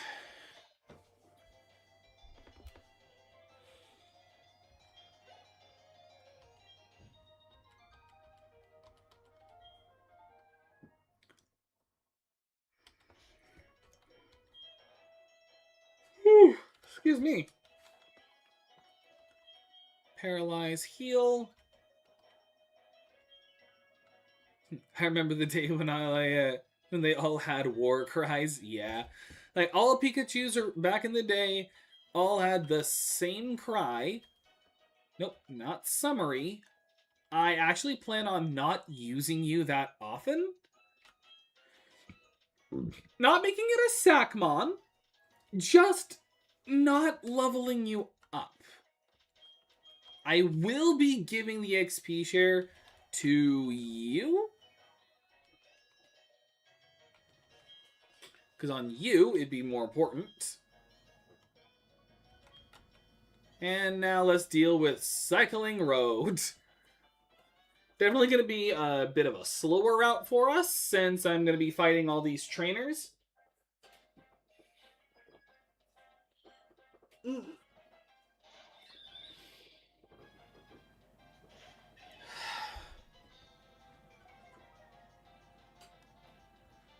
Alright. I can handle you. Ember? You're not even using flying moves at the moment.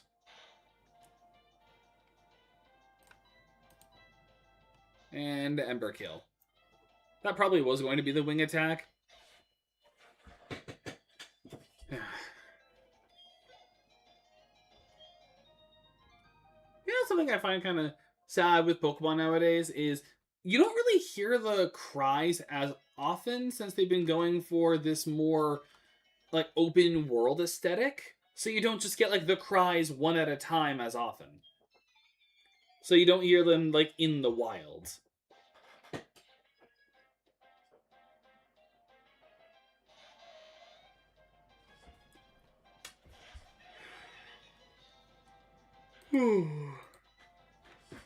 I feel like Gen 4 has the best Pokemon cries of all of them. Like, Gen 5 definitely has some good ones. Like, we all love the Restroom. Like, the...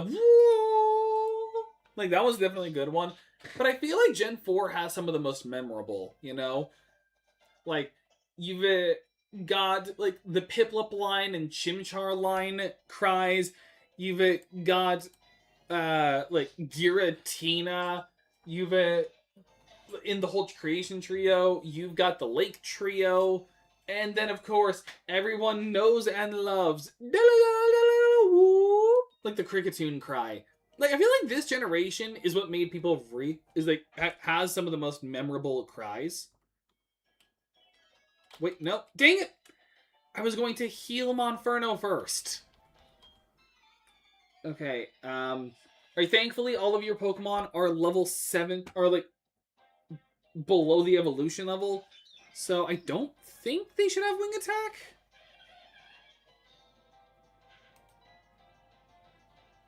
And either way, I think Mach Punch could kill here. But I don't want to risk anything.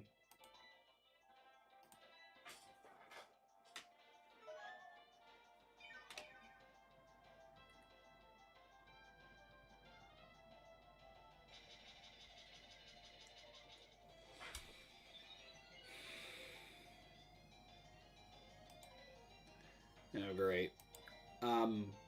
Okay, thank God. Can this also one-shot? No.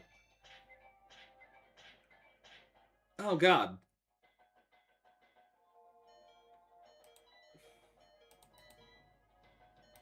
Super Potion.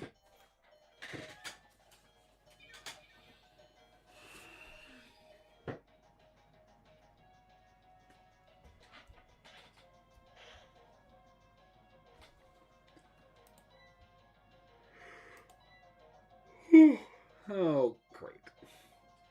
And yep, I knew it. Endeavor Quick Attack.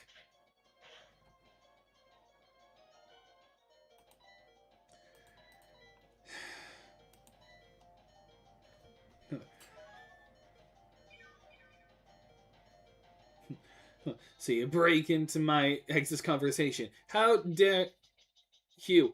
Like, elemental blast. Point blank. Speaking of elements, the the death, the latest death battle happened yesterday, and my only thought is, who recommended that one? It was Aang from Avatar: The Last Airbender versus the Traveler from Genshin Impact. Who suggested that? Who hates Aang so much that they wanted him to die that badly? Seriously. I don't hate the death battle, actually. They did a good job on certain bits, and also the animation was always gorgeous. But who hated Aang that much? Was there someone who just didn't like Korra and wanted to take it out on him since Korra lost her own death battle? Like, what happened there? Who hated Aang so much that they put him against the main character of a gotcha? Like, what?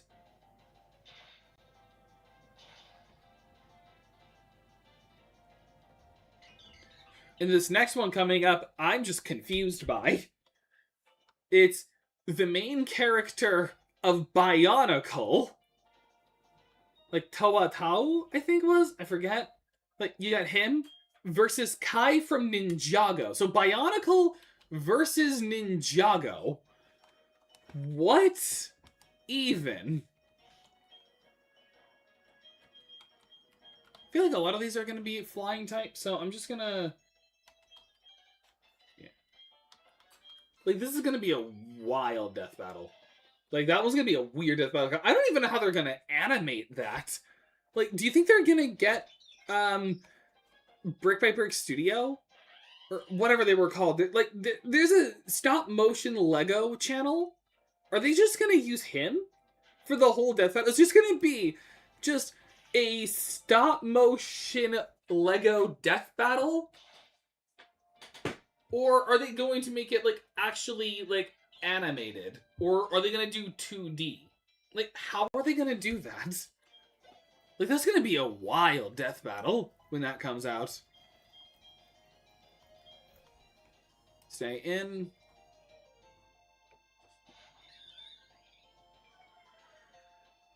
Okay, that's kind of bad.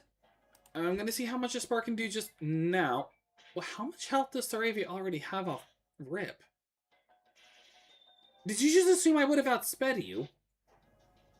You're faster than me. Everyone knows how bad Lexio's speed is. Alright.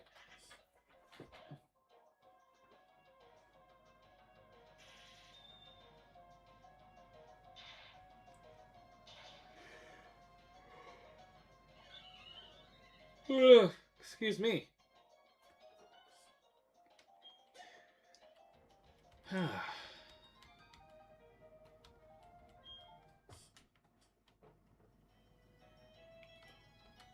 The next cyclist that comes up will have a Shink, so I'm going back to strength.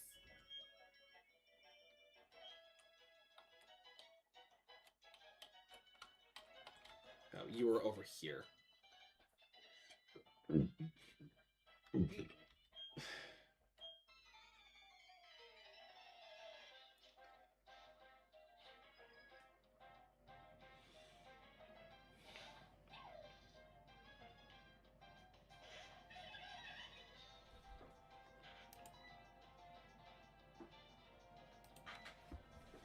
Thankfully, the Shinx line will never have static. It's like it's either rivalry or intimidate.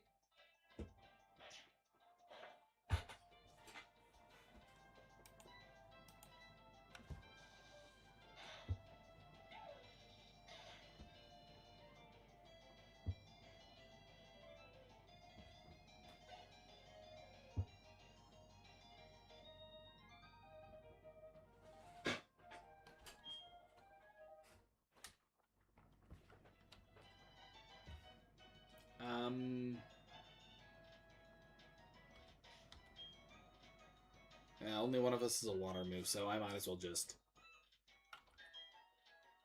I'll heal a little first.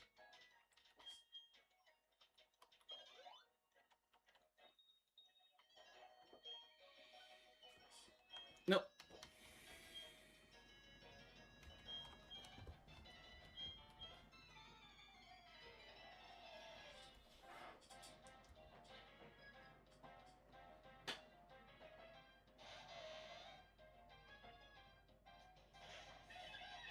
POV. Star Platinum Starfinger's a bird.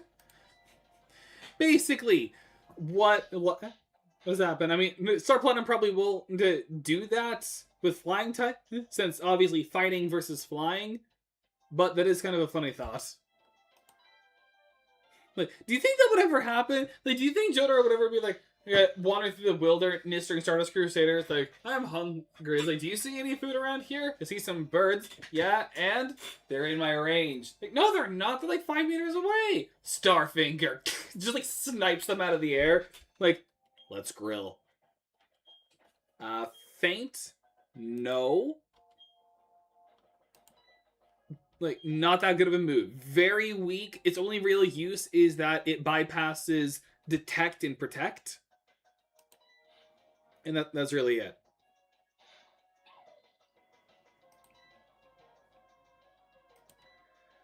The way you said it and the way you did it makes me think he shot at the finger like a bullet. No, it's not like Tusk. Like, Tusk Act 4 shoots the fingernail. It's like, food. Like, do you think that'll happen during Stardust Crusaders? Do you think, like, someone will be like, I'm hungry. Just, like, shoots a bird and just, like, I have food now.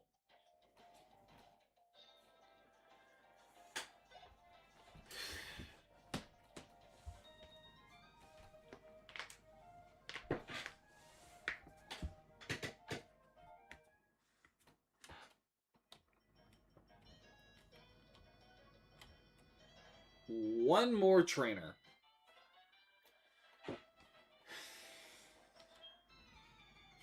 Tusk Act foods. Just like during Steel Ball Run, Johnny will be just riding through the desert, just be like, "Ooh, hey, a vulture!" Like, but with the fingers, be like, boom, like food.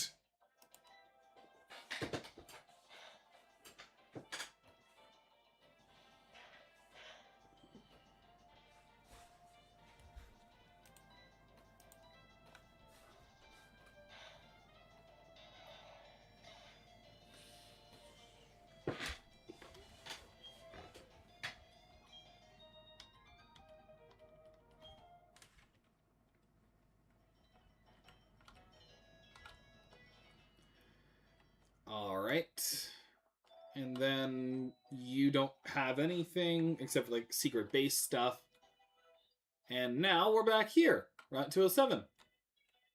Actually, I'm thinking I'd have to double check what the chances are again. But should I just head to Wayward Cave now and just risk the chance of running into an Onyx? Or should I be smart and hold off? Let me double check the chance again. Wayward Cave. The basement floor. An Onyx chance is 15%. The chance for a Gibble is 20%. So I am more likely to find a Gibble, but it still could mean, but it's not that much. I don't know. Do I just wait until later in the game to get an Onyx and then?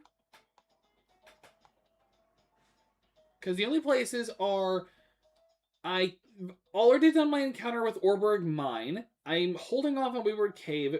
The only other early I could do is just Iron Island.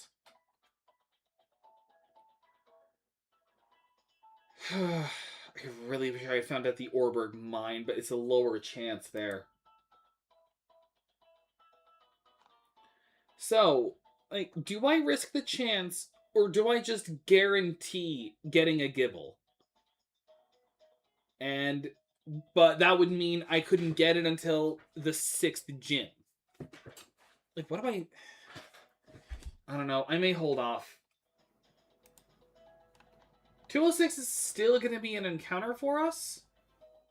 And we could get a Ponyta, a Gligar, or a Kricketune. Healed my Pokemon.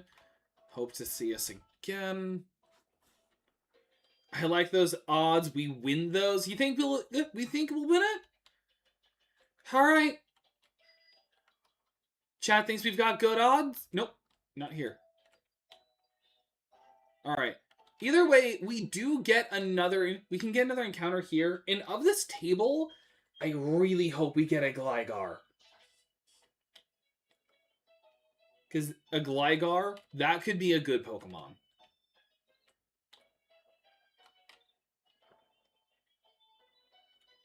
And either way, it would be a good idea to hit up the cave now so I can get Earthquake.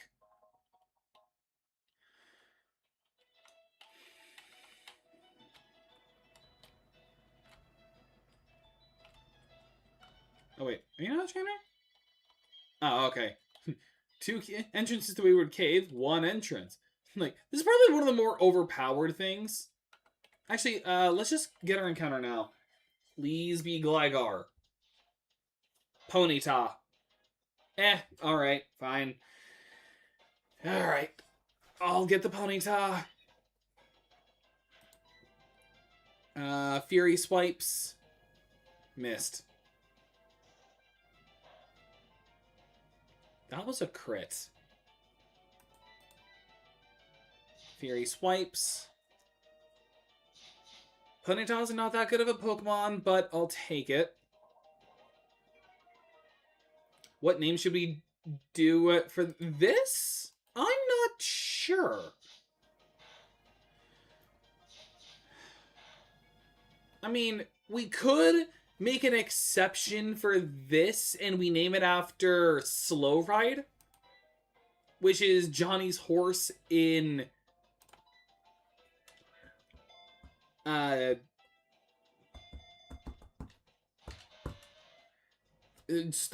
in there. Yeah, I'm forgetting again.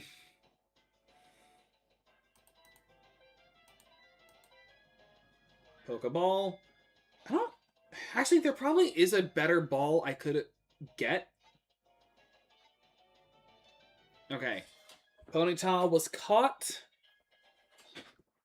Fortunately, I don't have a Pokemon with Hypnosis.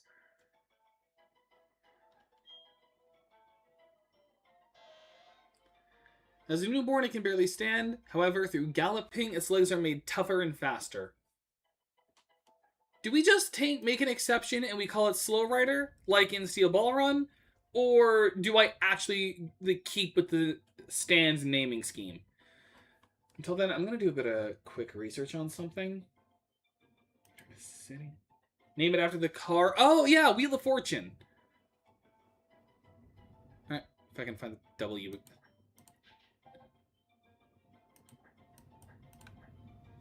Wheel. I'll have to get creative again. No.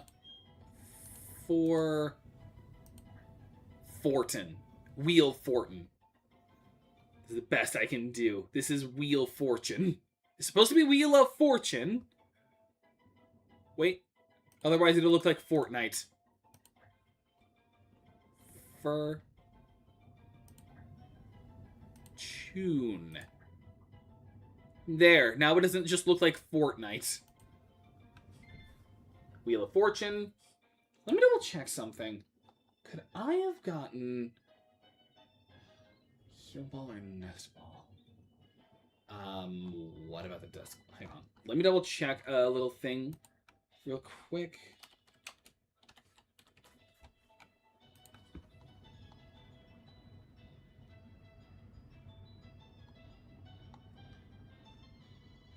Oh, wait, really?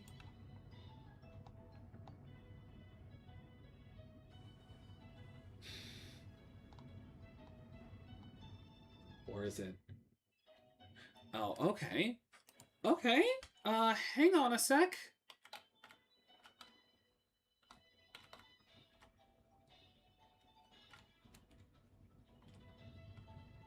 Hang on. I can do something to make our encounter chance slightly easier, but not by much.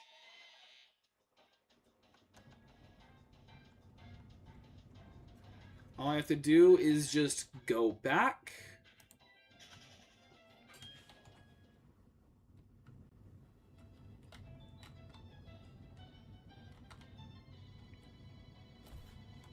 Wait, let me double check something. Again.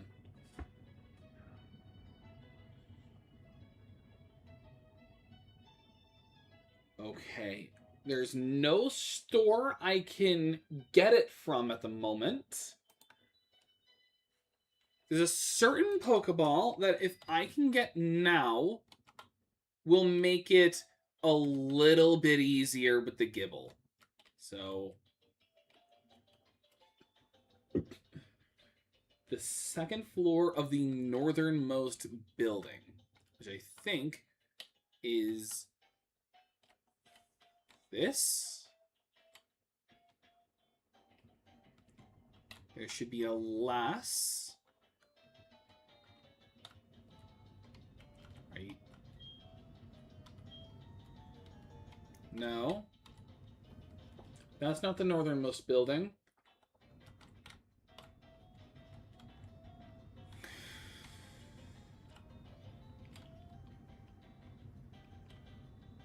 Is this the northernmost building?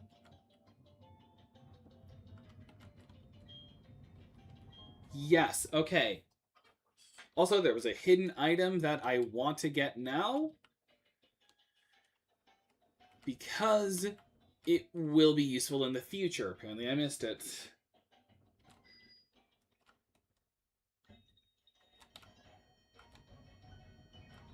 Alright. Slag heap.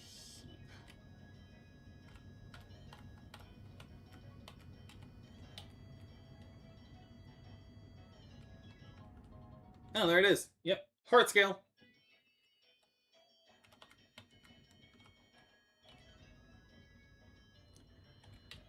Okay. I am very hesitant about our odds with this Gibble. Because it's either I can get a Gibble or I get an Onyx. Thankfully, you can get the worst case scenario, it's an Onyx and then I'd get a Steelix, which technically isn't the worst in this generation. Sure, it doesn't have a Mega Evolution, but it still is high physical defense with a strong attack stat. A pretty decent attack stat. I mean, definitely better than just Onyx.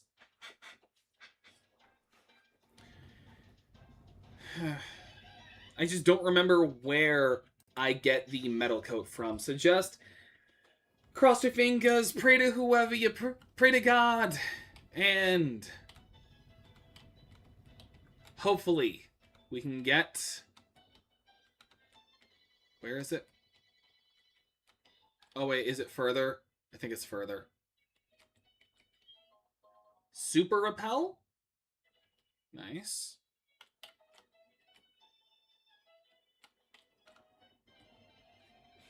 Dang it. We could have gotten you. The island that is Steven Stone, think is a metal coat. Steven Stone's not in this game.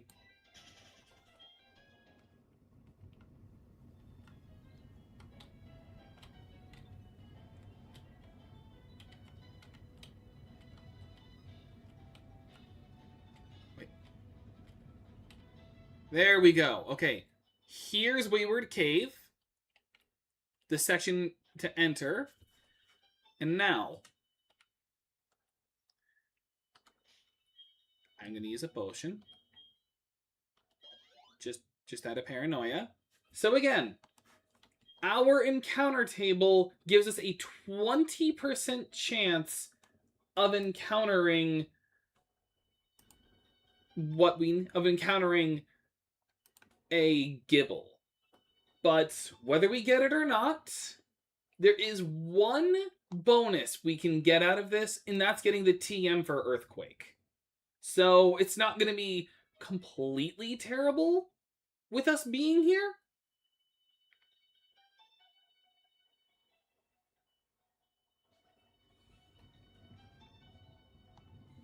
Just, I'm a little concerned.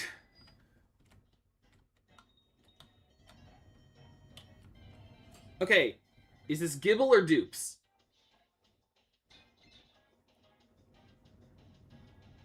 I forgot I never got a Bronzor.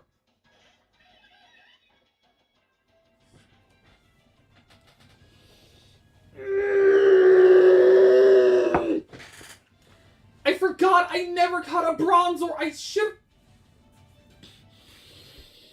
I'm an idiot. I'm so stupid. I am so stupid. I'm so stupid. I'm so stupid.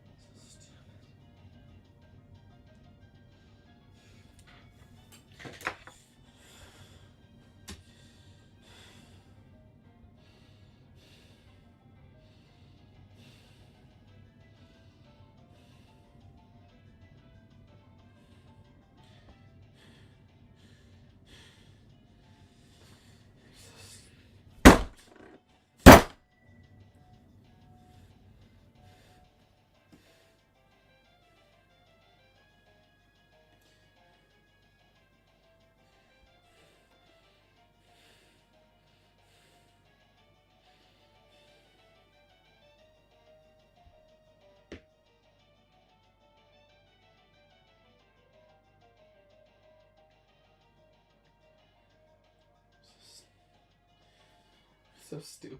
I'm so stupid. I'm so stupid. I'm so stupid.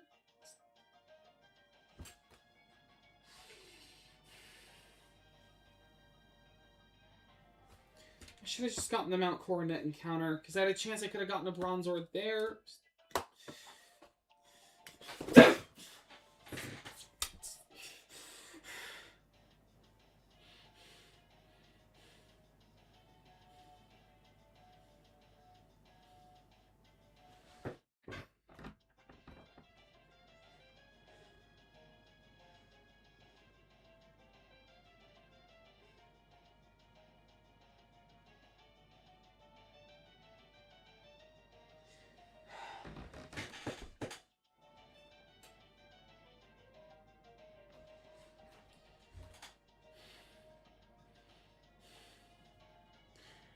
I am genuinely actually upset that I forgot about Bronzor. I'm literally looking at the encounter table on my second monitor, 30% chance for the Bronzor.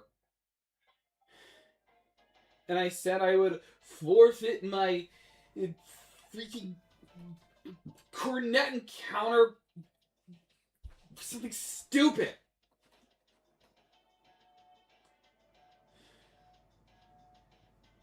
How did I forget that? I think I even mentioned that last stream.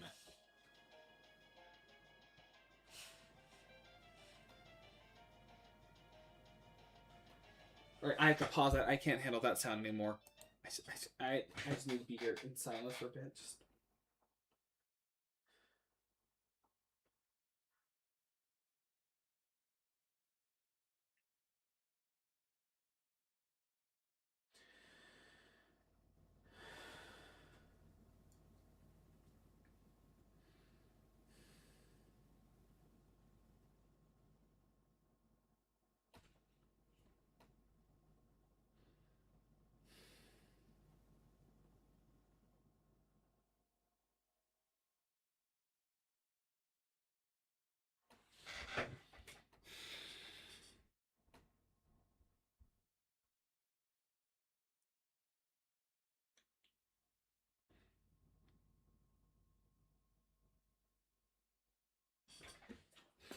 I don't feel like talking anymore. I'm just gonna catch this. Get Earthquake.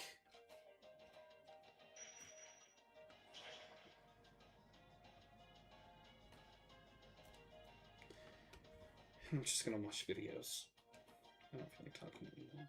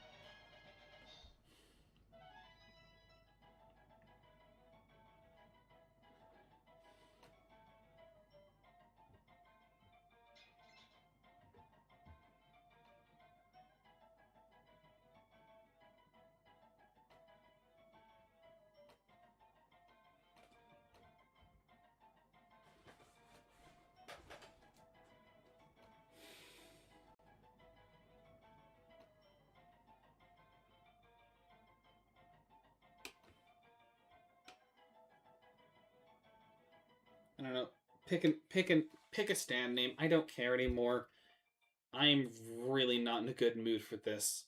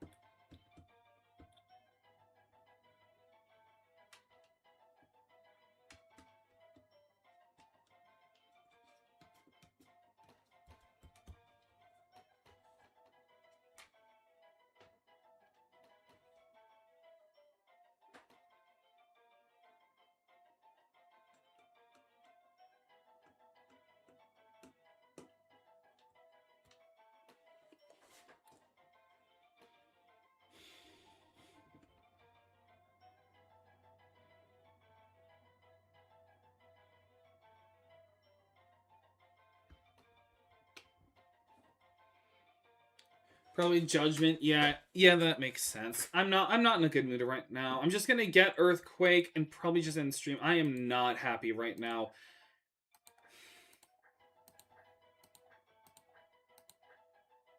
Wait, of course I spelled it wrong. I can't do anything right today, can I?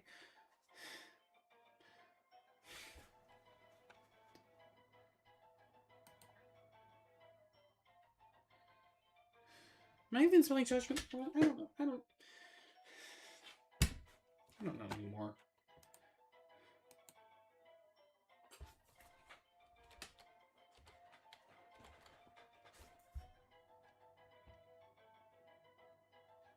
It is with an E.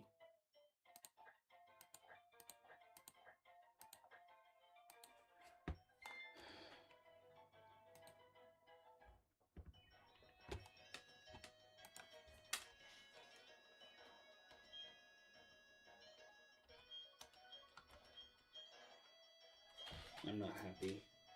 I'm really, really not okay. I'm not happy right now.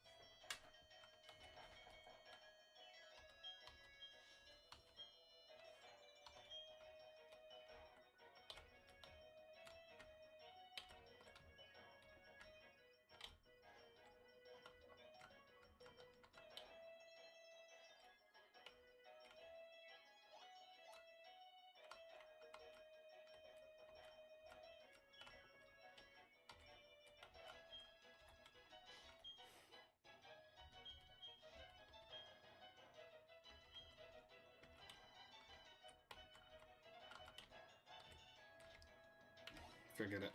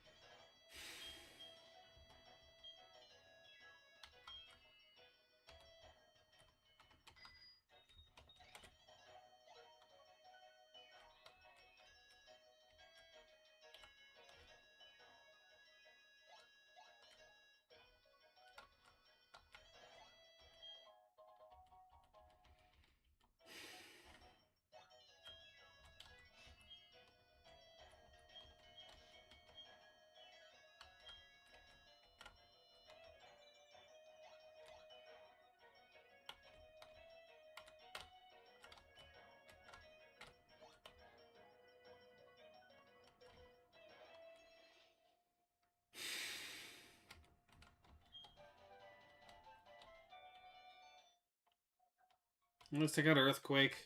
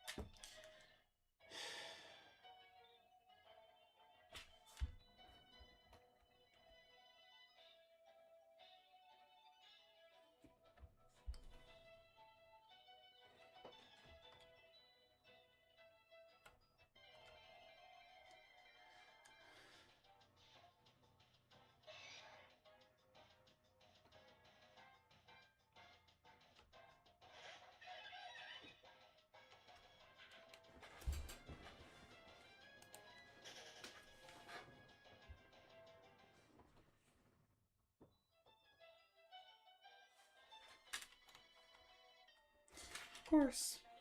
Of course. I think I'm gonna end stream soon. I'm not in a good mood right now.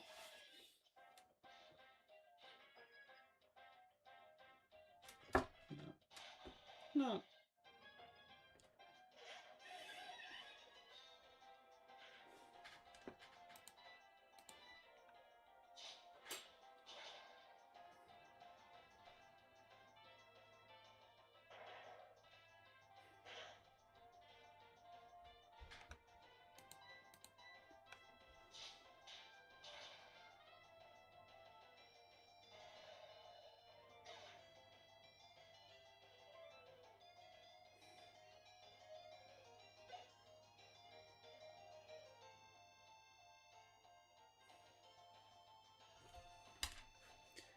How did I forget I never got...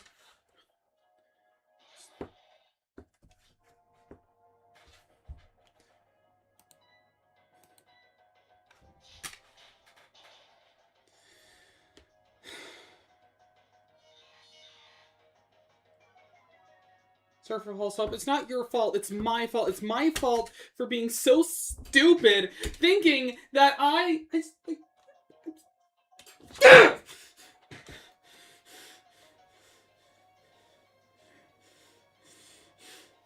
The worst part is, well, maybe best part, barely anyone's here to even recognize how stupid I am. I've only got like one person in stream.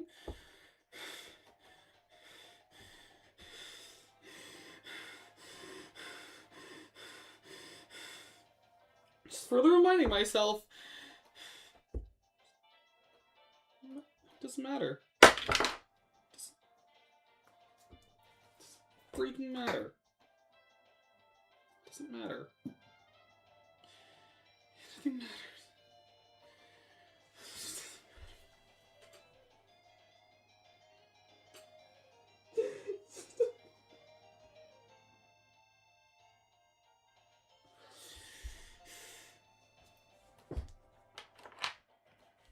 Nothing matters.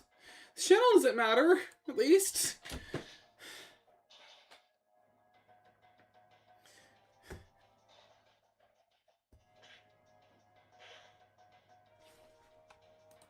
Just wrap this up. I'm not even doing an outro. I'm not in the mood. I'm not.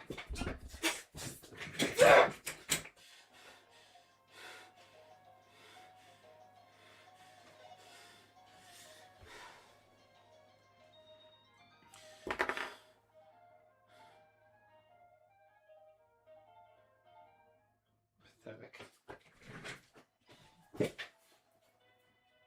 I'm so pathetic.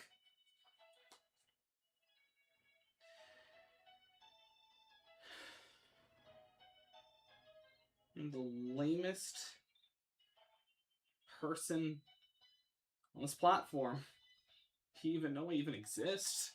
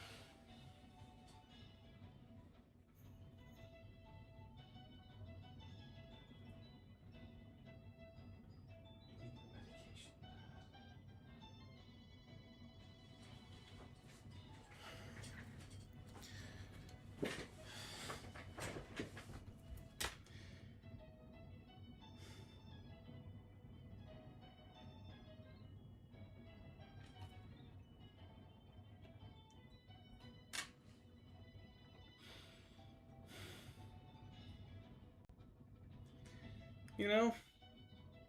It's moments like this that make me realize that no wonder I barely get any views. No wonder I barely get any subscribers.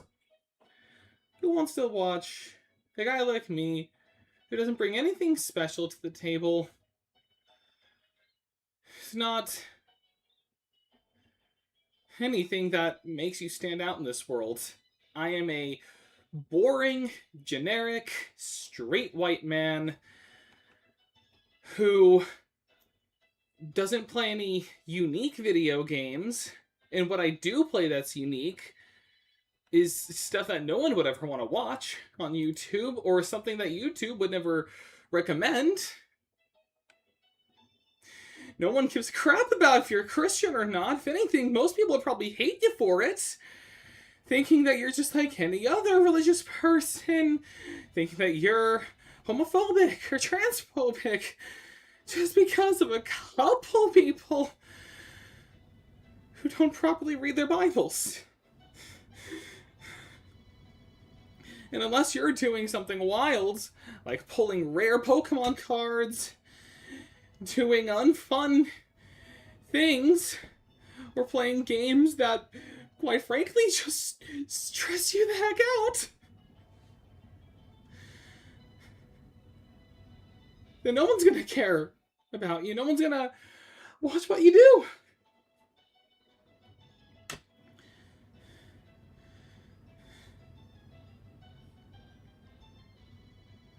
No one cares. No one cares. And then even if I do stuff like this, like, I'm not even enough to end up on, like, stream fails. I'm just some random guy just having a childish meltdown over nothing.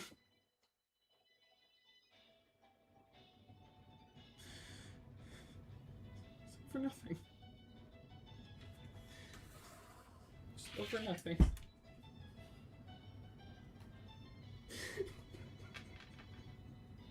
Who cares if I even cry right now? It's not like anyone's gonna make fun of me.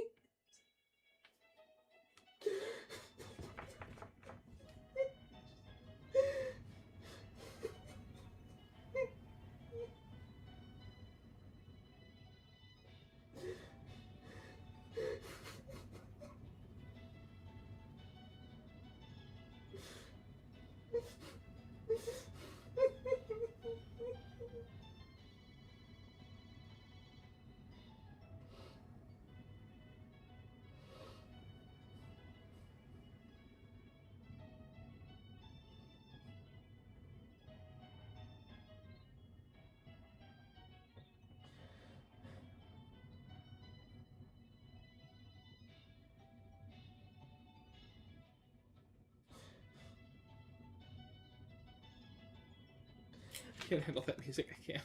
It's...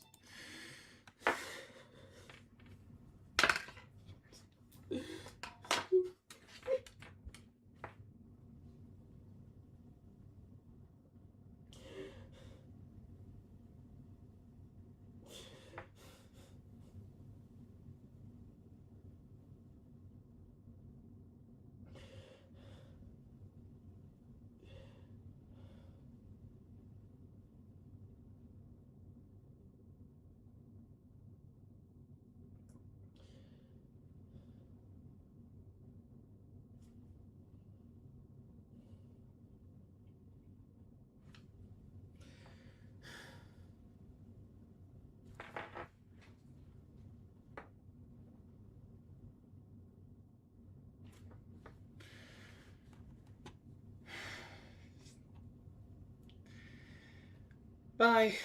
I promise I'll be better by Wednesday. I just need to be alone.